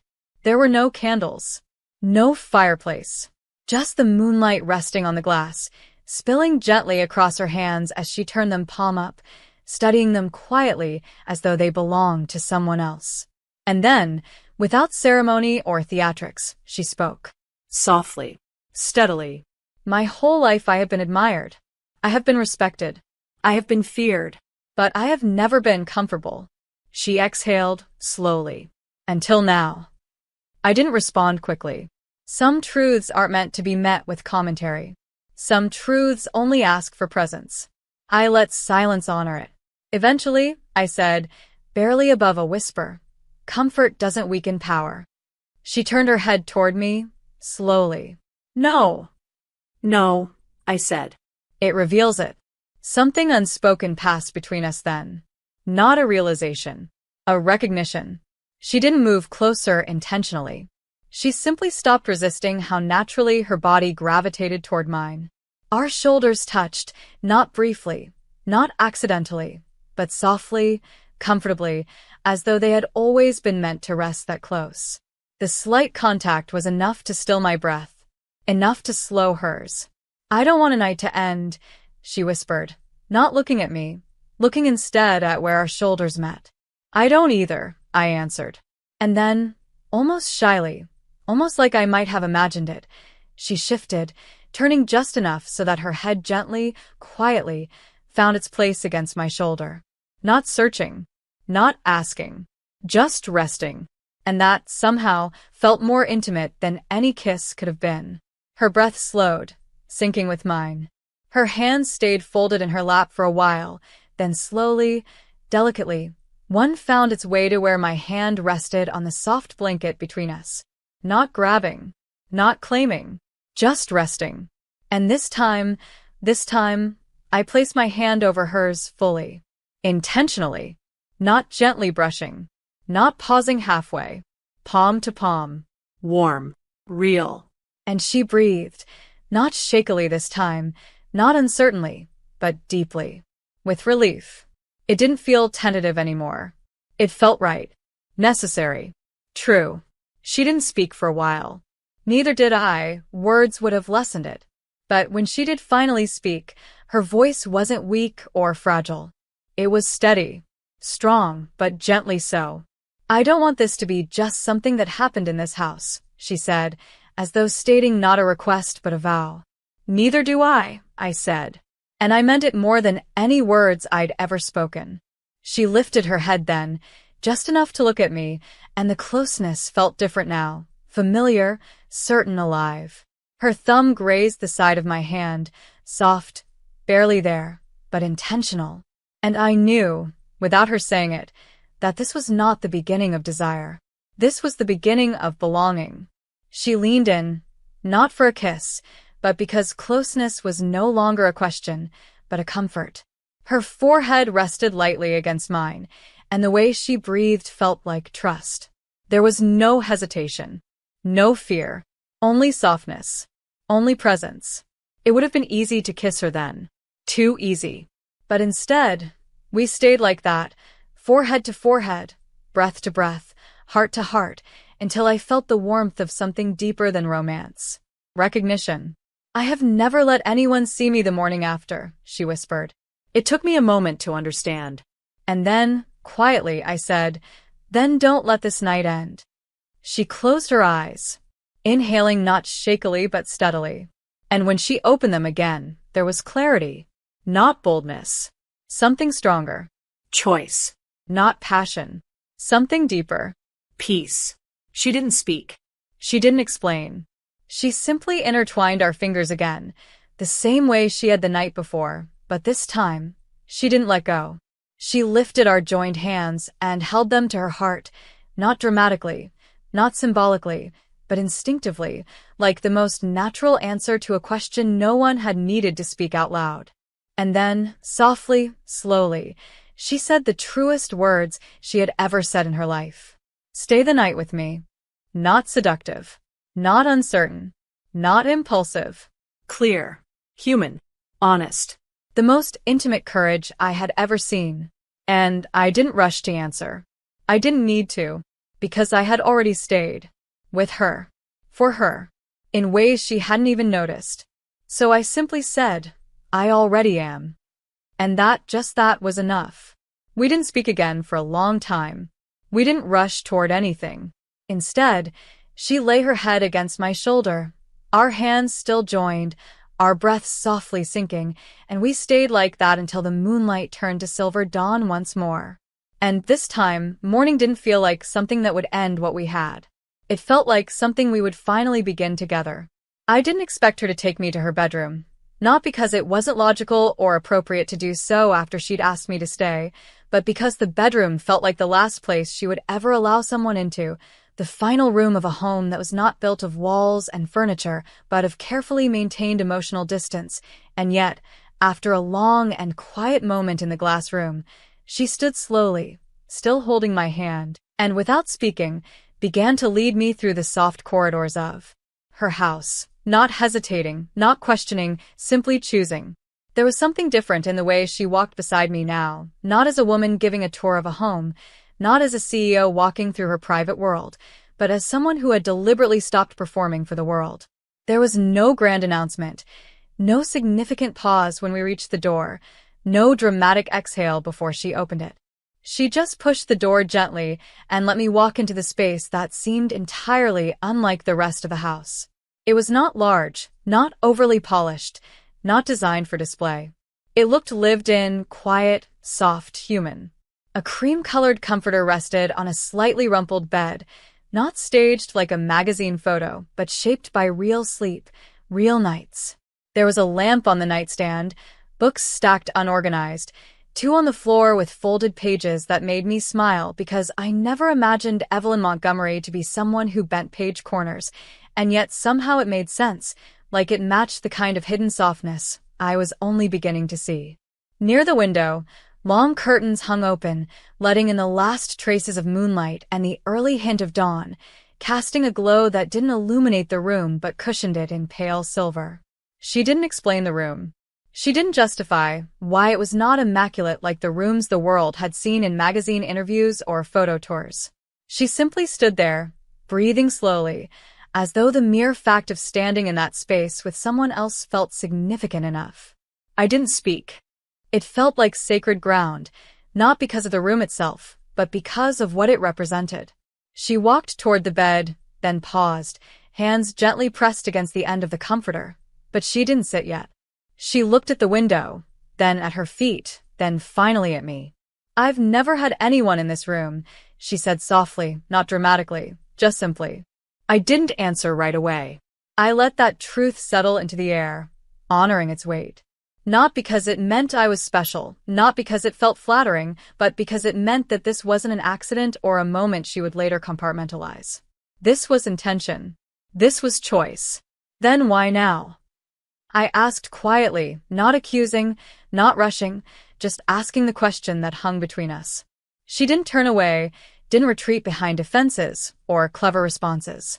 She stood there, eyes steady, softer than they had been hours ago, and whispered, "Because for the first time, I don't feel like I have to prepare myself before someone sees me." My heart felt that before my mind understood it. She wasn't letting me into her room. She was letting herself be seen in it. Unarranged, unedited, uncurated. "You don't plan this," she added, voice trembling just slightly. "You just feel it." And she paused, letting the words find their own shape. "I just feel safe." The word safe felt heavier than any romantic declaration could have. Safe meant something more than comfort. Safe meant surrender, without losing oneself. Safe meant trust. She finally sat on the bed, not elegantly, not posed, but naturally, like someone who was tired from holding up iron walls for too many years. I sat beside her, not too close at first, but close enough that I could feel the warmth radiating from her presence. There was silence, but not the silence of uncertainty or hesitation. It was the silence of arrival, of something real unfolding. "What scares you most?" I asked gently, not because I needed an answer, but because I could feel that she needed to say it. She looked down at her hands, then at the soft fabric beneath her, tracing a corner of the blanket with her fingertips the way someone traces a memory. "That I won't know how to be loved without performing for it," she whispered. It felt like something breaking and healing all at once. I didn't move closer yet. I let her feel it, let her hear her own truth, without me rushing to comfort it away. "But you didn't perform tonight," I said softly. "No," she whispered, lifting her eyes to meet mine. "I didn't." And then she added, almost disbelieving, "And you stayed." That was when I moved closer, just enough for my knee to touch hers, but not enough to overwhelm. "I will keep staying," I whispered. She didn't cry, but there was a softness in her expression that felt like a kind of relief tears couldn't capture. She reached up, slowly, uncertainly, and touched my face, not like before, not like a hesitant brush of fingers or a trembling question, but like a memorization, a touch that meant I am allowing this, I am choosing this. And when I lifted my hand to gently cover hers, she let it remain there, willingly.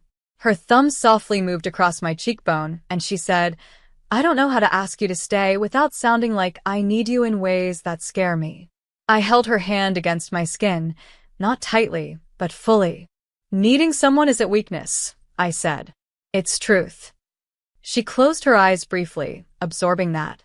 When she opened them, she didn't look afraid. She looked ready. "Then stay," she whispered. "Not just tonight, but through the parts that aren't pretty. Through the parts where I might not know how to be soft. Through the parts where I might still want to run back into perfection." I didn't speak. I simply moved closer, fully this time, and wrapped my arm around her, gently, securely, like something that had both tenderness and strength.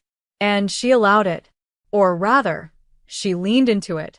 She rested her head against my shoulder, slower than before, and this time there was no question in her movement, no hesitancy. Only trust. Only presence.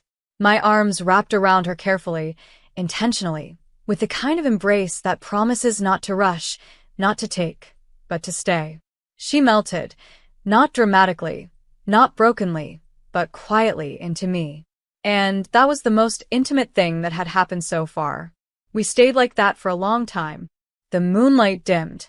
The room darkened. We sat in the growing tranquility, holding each other, breathing in the same rhythm without meaning to, until her breath softened, her shoulders loosened, and she exhaled a long, deep sigh that felt like the release of years of holding her breath. "You feel like rest," she whispered, voice fading into tiredness, into something peaceful. "You feel like home," I whispered back. And I meant it. Not because of walls and furniture. Because of her. She lay down slowly, not pulling away, but pulling me gently with her, not to turn the moment into something it wasn't, but to simply remain close, held, unafraid. We lay there facing each other, eyes half closed, hands still entwined between us. She watched me for a long time, like she was memorizing not my face, but the feeling of not being alone. Just before sleep found her, she whispered in the quietest voice I had ever heard from her, "I didn't think peace would feel like this." And I whispered back, "What does it feel like?" Her eyes fluttered, soft and steady, her hand finding my wrist, resting there with quiet certainty. "Like I'm allowed to exist," she said. And then, in my arms, in her room, with her heart calm and her breath steady, Evelyn Montgomery fell asleep. And for the first time in her life, she did not build a wall in her dreams. Morning sunlight didn't break harshly into the room but arrived gently, like a soft exhale after a long, deep breath, touching the edges of the curtains, tracing the shape of the comforter, slowly making its way toward where we lay, and for a long, quiet moment I didn't move because I didn't want to disturb whatever sacredness had settled in the room during the night. I wasn't sure if she was awake until I felt the slightest shift in her breathing, slower, more conscious, and then something soft happened, before opening her eyes, before lifting her head, her fingers, without hesitation or searching, found my hand beneath the covers, not tentatively as before, not testing the closeness, but naturally, instinctively, like they had always known where to go.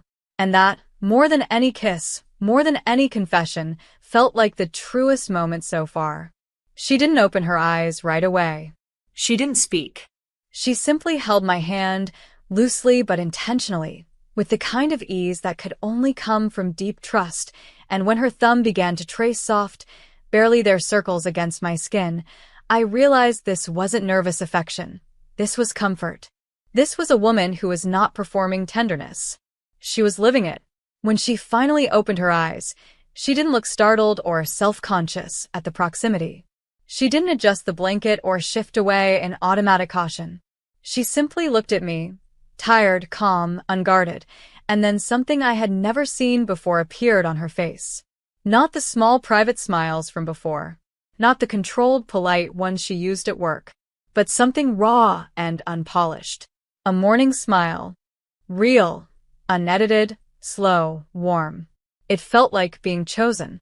"Good morning," she whispered, and I realized this was the first time either of us had said it not as courtesy, but as discovery. "Good morning," I murmured, and she looked at me like the words meant something more than acknowledgement. She didn't rush to sit up, didn't reach for perfection. She stayed resting on her side, head against the pillow, hair slightly messy from sleep, eyes soft, hand still in mine. It felt like the kind of morning that belonged only to people who had truly been present for the night before. "I don't remember the last time I woke up calm," she said softly, as though she were still testing the meaning of the word. I didn't answer right away because her voice didn't want reassurances. It wanted recognition. "Maybe it's because you didn't wake up alone," I said. She didn't reply immediately. She didn't look away. She just held my gaze, then, slowly, she nodded, not in agreement, but in acceptance. And I knew that was a bigger step than any kiss. Silence settled between us again, not because there was nothing to say, but because everything we might have said didn't need words yet.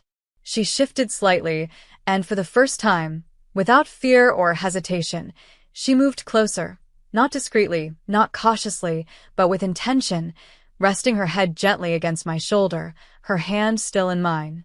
Our legs brushed under the covers, soft and unplanned, and I felt her relax into the touch rather than retreat from it.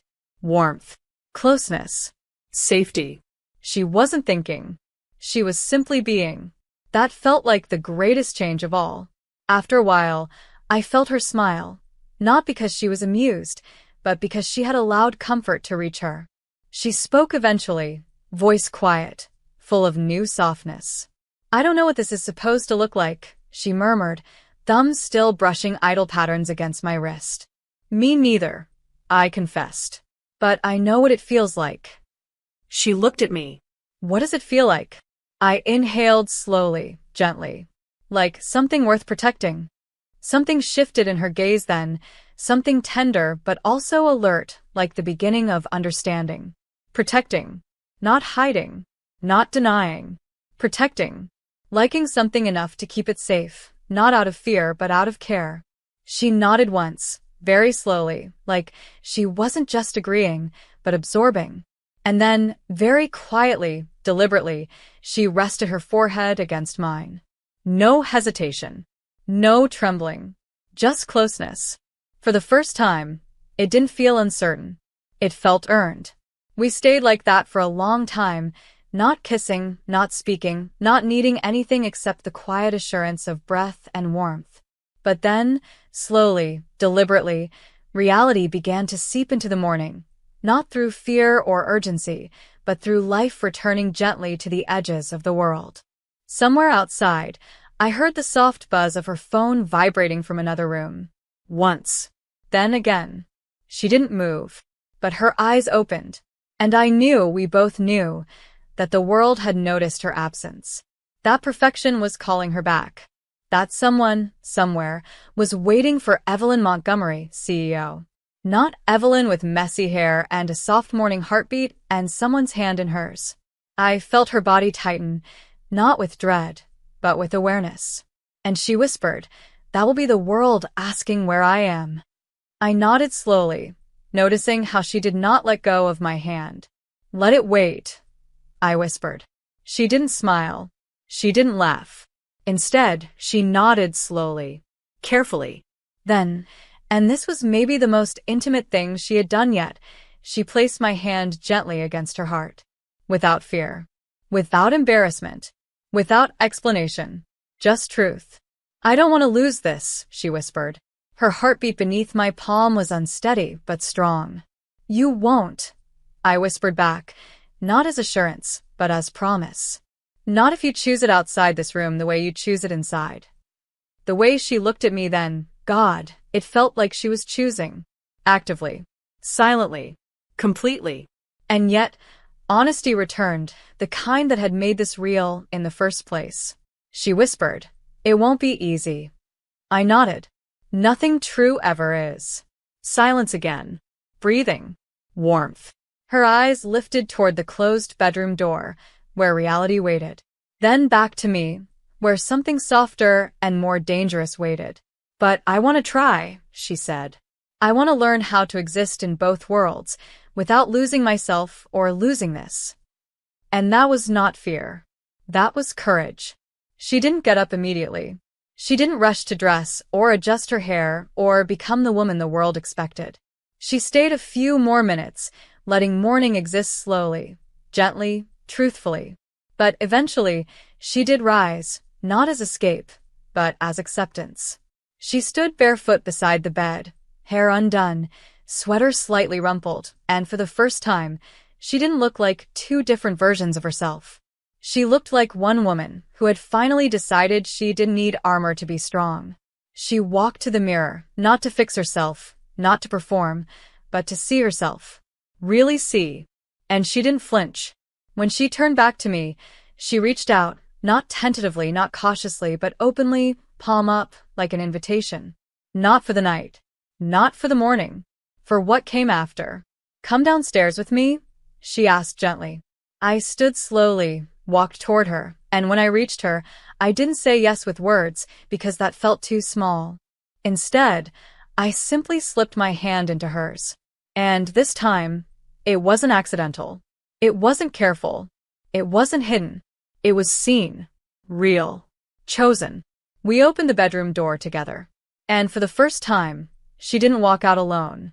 There was something different about the hallway when we walked through it this time, hand in hand not by accident but by decision, something different about the silence too, like the house had felt the shift in us and adjusted to accommodate it, less like a space we were passing through, and more like something bearing witness. The world outside had begun knocking quietly, not yet demanding, but reminding.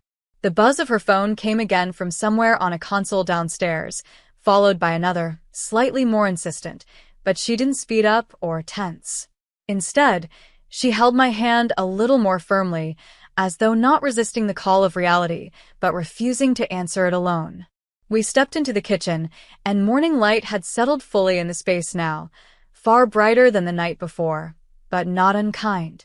It softened the marble countertops, glowed across stainless steel and pale oak, catching dust in the air that made everything look almost impossibly peaceful for a place about to be interrupted. The phone buzzed again. She didn't let go of my hand when she reached for it with the other. She glanced at the screen, and I saw the name, Daniel Hayes, her chief of operations. She looked at me, not asking permission, not explaining, just looking, and it was enough. She answered. "Daniel," she said, and there it was. The CEO voice, except it wasn't exactly the same. It had that calm authority, that unmistakable steadiness, but it was different somehow. Less sharp, less rehearsed. Human. "We're confirming final arrivals for this afternoon." Daniel's crisp voice came through, "and your sister's flight landed early. I've arranged a car, and I've sent the catering updates to your personal email. Also, the board wants to," she interrupted gently. "Daniel." Her tone didn't correct him. It guided him. For a breath, silence. Then his voice softened. "Are you all right?" And it was strange how intimate that question felt, coming from someone not in the room. She answered simply, "I'm fine." But her eyes were not on the kitchen or the phone. They were on me. I'll be there by noon.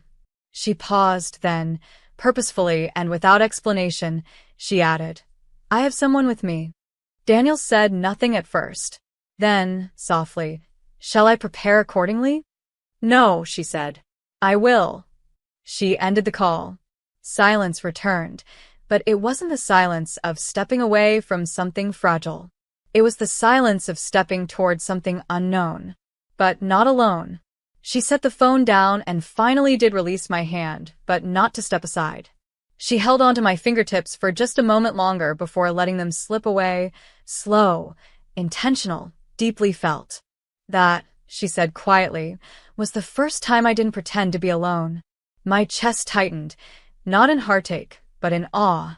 We made breakfast, not like we had the night before, improvising messily in midnight softness, but calmly, comfortably, moving around each other with unspoken coordination, familiar now, less hesitant, instinctive. It wasn't special like the pancakes at 3 a.m. It was something different, natural. I scrambled eggs. She poured coffee. She didn't dress up, didn't fix her hair, didn't pull herself back into the immaculate armor the world knew. She remained barefoot, sweater slightly wrinkled, her hair falling loose over her shoulders. At one moment, she reached for the mug near me, and her hand brushed my waist, not intentionally, not accidentally either. She didn't flinch when she realized. Instead, she let her hand linger just a second longer than necessary, gently, confidently, like she was learning not to apologize for wanting closeness when it felt right. We sat at the small table by the window, and she ate quietly, peacefully, like someone who had not rushed through a morning meal in years. After a moment, she spoke calmly. There will be people here soon. I nodded. I know. They won't expect to see me like this. I nodded again. I know. She looked at me, not with fear, but with reflection. I don't want to become someone else when they arrive. That, I realized then, was the battle. Not between us. Not between desire and responsibility, but between wholeness and perfection. Between being seen fully and being seen only as expected. Then don't, I said softly. She didn't smile at that. Not because she disagreed. Because she was thinking. Because she was considering what it would mean to live that truth. Because people like her don't need smiles to show agreement. They need silence. She finished her coffee, then stood. I want to show you something. She gestured to the side door that led to a different wing of the house, one I hadn't seen. I followed without question. She led me to a room I hadn't expected. Not an office, not a study, but something softer. A music room. A piano stood near a tall window overlooking the garden. Not glamorous like the rest of the house. Not designed for guests. It felt lived in. Used. Real. I play when I can't think, she said, walking to the piano. She rested her fingers on the keys, not pressing, just touching. Or, when I don't want to. I didn't speak. She sat slowly, then after a moment, motioned for me to sit beside her. Not in a chair. Right next to her. On the same bench. She began to play, not a song, not a performance. Just notes. Quiet, slow, thoughtful. And I realized she wasn't playing something she had practiced. She was playing something she felt. It was delicate, hesitant in places, certain in others. Like her. After a moment she stopped. Not because she was done. Because she needed to say something. I've spent my whole life performing, she whispered. Even when I wasn't on stage. I said nothing. She paused. But this, I don't want to perform. Her voice softened. I want to live it. And then, she lifted her hand from the piano, turned toward me, slowly, hesitantly, but with unmistakable intention, and placed it gently over mine where it rested on my lap. Not by accident, not briefly, but fully. And in that moment I realized, this wasn't about romance. This wasn't even about love. This was about identity. About choosing to exist unedited. And offering someone else a place in that existence. And that, more than any affection, felt like intimacy. We sat there until we heard the first sounds of arriving cars outside. Voices. Movement. The world was coming. She heard it. I heard it. She didn't pull her hand away. She held it just a little tighter and whispered, "I want to walk downstairs with you." "As Evelyn the CEO?" I asked. She shook her head gently. "As Evelyn." We stood. We walked. Not quickly. Not timidly. Side by side. And when we reached the top of the staircase, she didn't look down at the people beginning to enter. She looked at me. And for the first time since I had known her, she looked ready to step into her world without leaving herself behind. Or me. And then she said, softly but clearly, "Whatever happens now, let it be real." It wasn't a promise. It wasn't a declaration. It was a beginning. And when we stepped down together, she didn't let go of my hand. The moment we stepped down the staircase, the house felt different, not because anything supernatural had changed, not because the decor or lighting or architecture had transformed, but because for the first time, she was walking through it not as the perfect, composed CEO, not as the woman built from marble and control, but as Evelyn, barefoot in a soft sweater, hair unfastened, holding someone's hand without concealing it. There were people in the entry hall now, staff, catering teams, decorators, assistants, arriving early to finalize arrangements for the afternoon's Thanksgiving dinner, and I saw the flicker of surprise in their eyes when they looked up and saw her. Not the kind of surprise that comes from scandal or shock, but something quieter, something like I've never seen her look this human.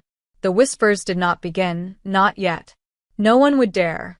But something shifted in the room. A recalibration. An adjustment of what people thought they knew. She didn't try to hide me. She didn't release my hand when a woman approached, mid-30s, clipboard in hand, clearly startled to realize Evelyn was not upstairs, perfectly dressed, prepared. "Ms. Montgomery," she said, almost hesitating. We weren't expecting you down yet." Evelyn didn't respond sharply.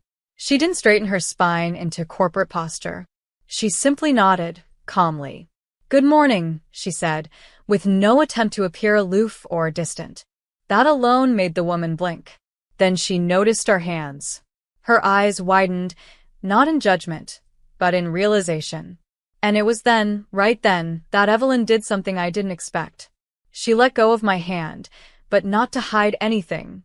She did it so she could step slightly forward, standing fully in view, not half behind me or beside me, but directly in front of them all, saying without words, "I am not hiding. Not today." She spoke to the woman, who I later learned was named Anna, giving instructions for the dinner, her tone measured but warm, undeniably present. And I noticed something. She was still every bit the leader, still entirely in command. But the ice was gone. The intentional distance she always maintained, it was gone. She gave orders, but she listened. She let Anna finish her sentences. She said, "Thank you. Real thank you." When she finished, she turned, not out of her role, not away from the event, but toward me, as though to silently say, "I haven't forgotten you, even while I'm being her." And then, without hesitation, without fear, without scanning the room to see who was watching, she reached for my hand again. This time, she didn't look down before taking it. She didn't check if it was appropriate, visible, risky. She just did it. And something inside me knew, this is what choosing looks like. As more people arrived, the atmosphere shifted gradually. Not into gossip or whispers, but into silent awareness. Evelyn Montgomery was not alone. The house manager, the decorators, the executive director, people who saw her every year from a safe emotional distance, now saw something new. She was not bringing a plus one. She was not hiding a lover in a back room. She was, for the first time, allowing someone to stand beside her, not behind, not at a careful distance. Beside. Then came the moment I secretly feared and silently anticipated, the arrival of her sister, Grace. The front door opened, laughter spilled in, the natural kind, surprised and light. A woman entered, similarity visible in the eyes, but softer, warmer, carrying a coat in one arm and a bag in the other, speaking to someone behind her. She wasn't alone. A tall man followed, her husband, I later learned, holding a suitcase, smiling, clearly comfortable in the house. Familiar with it. Familiar with her. Then she looked up. And there Evelyn was. Not poised in perfect attire. Not standing tall and untouchable. But barefoot, hair loose, casual clothes. And, most noticeably, holding my hand. There was a silence then, not uncomfortable, not judgmental, but full of realization. A sister noticing something different before anyone else would dare to name it. Grace didn't speak immediately. She looked at Evelyn, not at me, not at our hands. At her. Really at her. And I saw it. The slight widening of her eyes. Not in shock, but in something like relief. Like finally. She dropped her coat softly and walked toward her slowly. Not smiling, not confronting, just observing. Their eyes met, and in that silent exchange, I felt history moving between them. Long-lived questions. Long-held secrets. Long-avoided truths. Grace stepped closer. I held my breath, not from fear of being judged, but from fear that this would change the moment. Grace didn't look at me when she reached us. She kept looking at Evelyn, studying her face. And then, softly, she smiled. Not a casual smile. Not a polite smile. A knowing one. A sister's smile. You look rested, Grace said quietly. Evelyn exhaled. Not shakily, not nervously. Just honestly. I am, she said. Grace's eyes flickered to me, then back to her sister. Not suspiciously. Not curiously. But knowingly. Good, she said. And that was all. Evelyn didn't let go of my hand. In fact, I felt her grip tighten just barely. Only enough for me to feel it. Only enough to tell me, I am not afraid of being seen. Not anymore. The morning moved gently into afternoon, and preparations filled the house. But unlike most event days, Evelyn didn't hide in her office or stay in constant motion. She moved more slowly, with intention, choosing when to speak and when to observe, occasionally brushing her hand against mine or pausing near me, not constantly, not performatively, but naturally, as though I had not been invited to her world, but had become part of it. And then, the moment came that felt small yet enormous. 2 caterers stood quietly in the corner, unsure how to approach her, uncertain whether she was in CEO mode or personal host mode, and before they could overthink it, Evelyn walked toward them, not with cold grace, not with tight posture, but warmly, gently, thanking them for their work. One of them, a young woman, stuttered slightly, clearly nervous to speak to her. Evelyn didn't wait for her to form her words. Instead, she said something no one expected. You can call me Evelyn, she told her. Not Ms. Montgomery. Not ma'am. Evelyn. The young woman blinked, unsure how to respond, nodded shyly and smiled. Evelyn smiled back, and I realized it wasn't about staff or hierarchy. It was about letting people see her without a title, without armor, without performing. Later, as final touches were made in the dining room and evening began to settle across the house in rich amber tones, blinking candles reflected against the long table's polished silver, and the hum of quiet conversation filled the air, Evelyn stood beside me again, not perfectly still, not nervously fidgeting, but simply present. She walked toward the grand mirror near the fireplace, where the last of the daylight fell across her hair, catching strands of gold and chestnut, and she did something I never expected her to do in front of anyone. She laughed. Softly. Freely. Without covering her mouth, without stiffening her posture, without performing elegance. Just laughing. Because she felt like it. Grace watched from across the room, then glanced at me. She didn't say anything. She didn't need to. The approval didn't come in words. It came in the way she relaxed her shoulders, the way she smiled gently, the way she nodded to herself as though something important had finally fallen into place. On the surface, this part of the day did not look dramatic. There were no public announcements, no scenes, no confessions. But something irreversible had happened in that house. For the first time, Evelyn did not turn into someone else in front of others. She did not retreat. She did not hide. She remained wholly, entirely softly herself, and she did it while standing next to me. And that, itself, was an act of love. Not performed love. Not declared love. Chosen love. Seen love. By evening, when the first guests began to arrive, Coats being taken, greetings exchanged.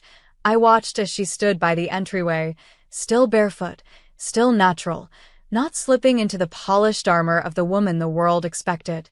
People hesitated when they saw her, thinking they had arrived too early, thinking she wasn't ready. But she simply said, "Welcome," with a voice so warm it surprised even them. She didn't keep me behind her. She didn't leave me at the edge of the room.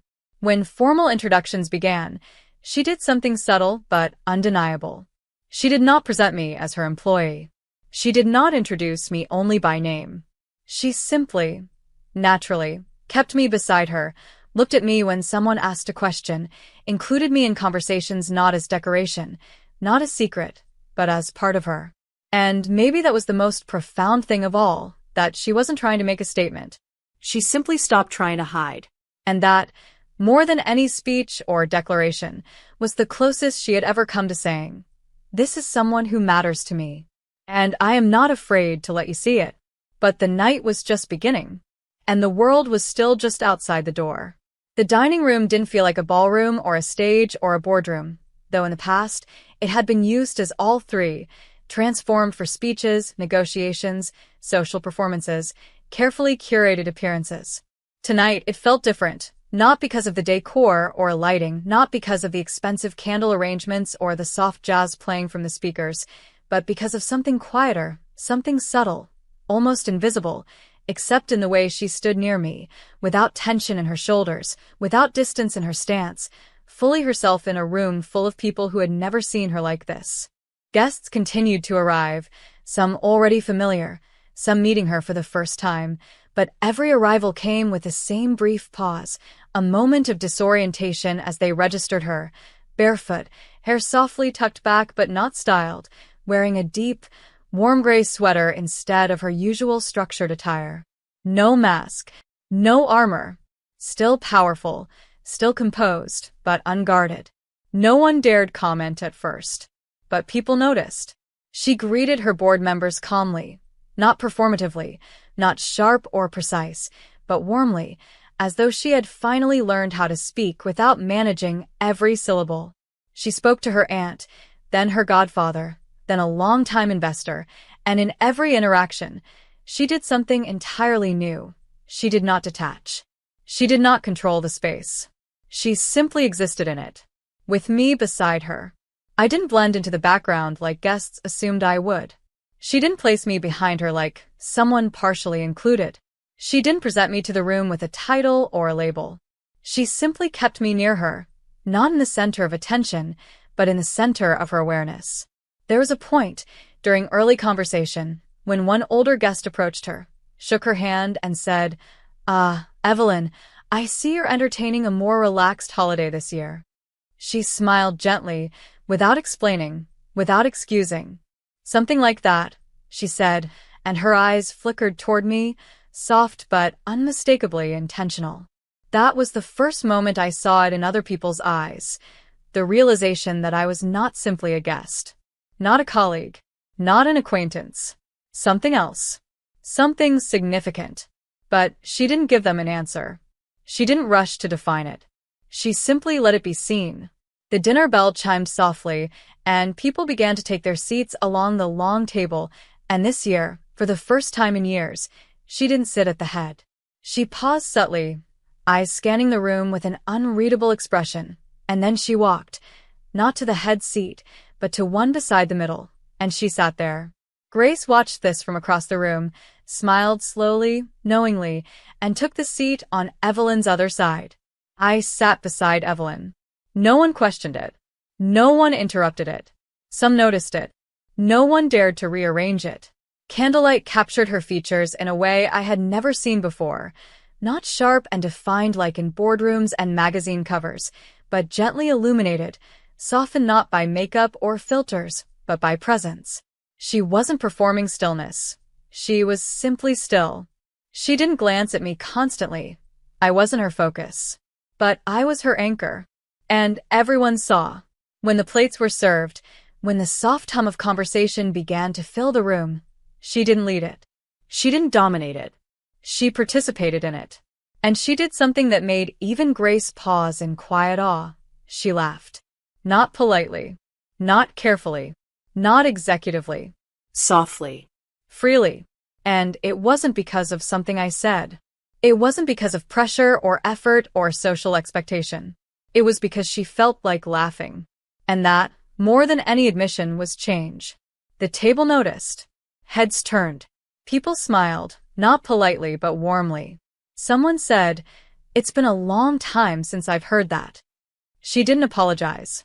She didn't deflect. She simply looked down, brushed her hair back, and kept smiling. But then came the moment I had known was coming. The moment of definition, not one I asked for, not one I wanted forced, but one the room silently waited for. The moment someone would ask the question the evening itself seemed to hold. It was subtle, almost gentle, when it happened.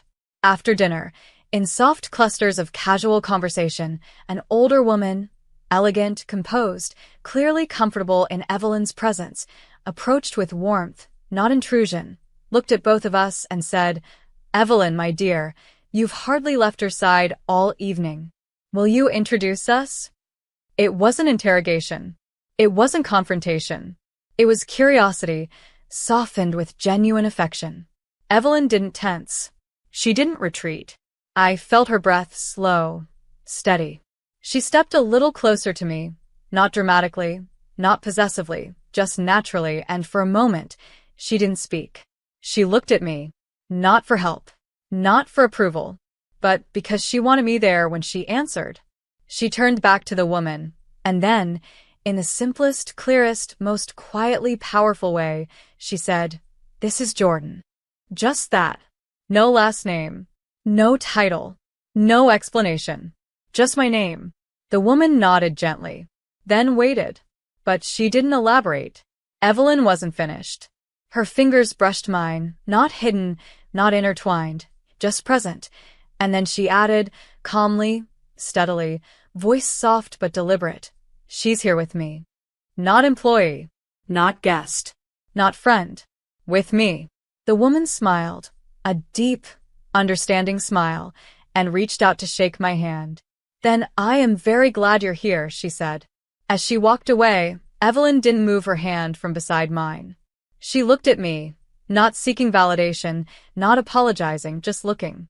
Like she had finally put something down she had been carrying for years. Like something inside her had exhaled. The night moved forward, not with grand declarations or romantic displays, but with something deeper. Her presence, beside me, unchanged, unhidden, whole. She didn't announce anything. She didn't need to. She simply lived it. And in doing so, she let others see it. Not for them. For herself. Later, when the last guests had left and the candles had burned low, when the chandeliers dimmed and the house fell into a hush of post-celebration quiet, we stood in the now empty dining room, shoes kicked off, formalities long gone. She walked to the head of the table, touched the back of the chair she used to occupy, then looked back at me standing in the middle of the room. Her expression was unreadable, but not guarded, just present. She walked back, slowly, until she was close enough to feel the warmth between us, but not so close that she didn't still have to choose. Then she whispered, "I don't want to sit there anymore." And I understood. It wasn't about the chair. It was about the life that came with it, the solitude, the expectations, the performance. And she was saying, "I can still lead. I can still be her. But I don't want to lead alone." I took a step closer. She didn't retreat. She didn't second guess. She simply let her hand find mine, naturally, calmly, and I realized something powerful. We weren't falling in love. We were arriving in it, not in a rush, not in fireworks, but by staying, by not retreating, by showing up fully, imperfectly, truthfully. She looked at me, barely smiling, a kind of wonder in her eyes, and said, for the first time, I didn't feel like I had to disappear to be happy. And I didn't say anything because sometimes love isn't something you say back. It's something you know, something you choose, something you stay for. She lifted my hand and pressed it not against her heart, but between both of hers. Holding it, not claiming, not promising, just holding, present. True. Enough. And in the quiet of that late evening, in the house that had once felt too large for any real emotion and too elegant for any real laughter, a woman who had spent her life being seen by everyone but known by no one, stood barefoot, sweater soft, holding someone's hand, without fear. That was the love story.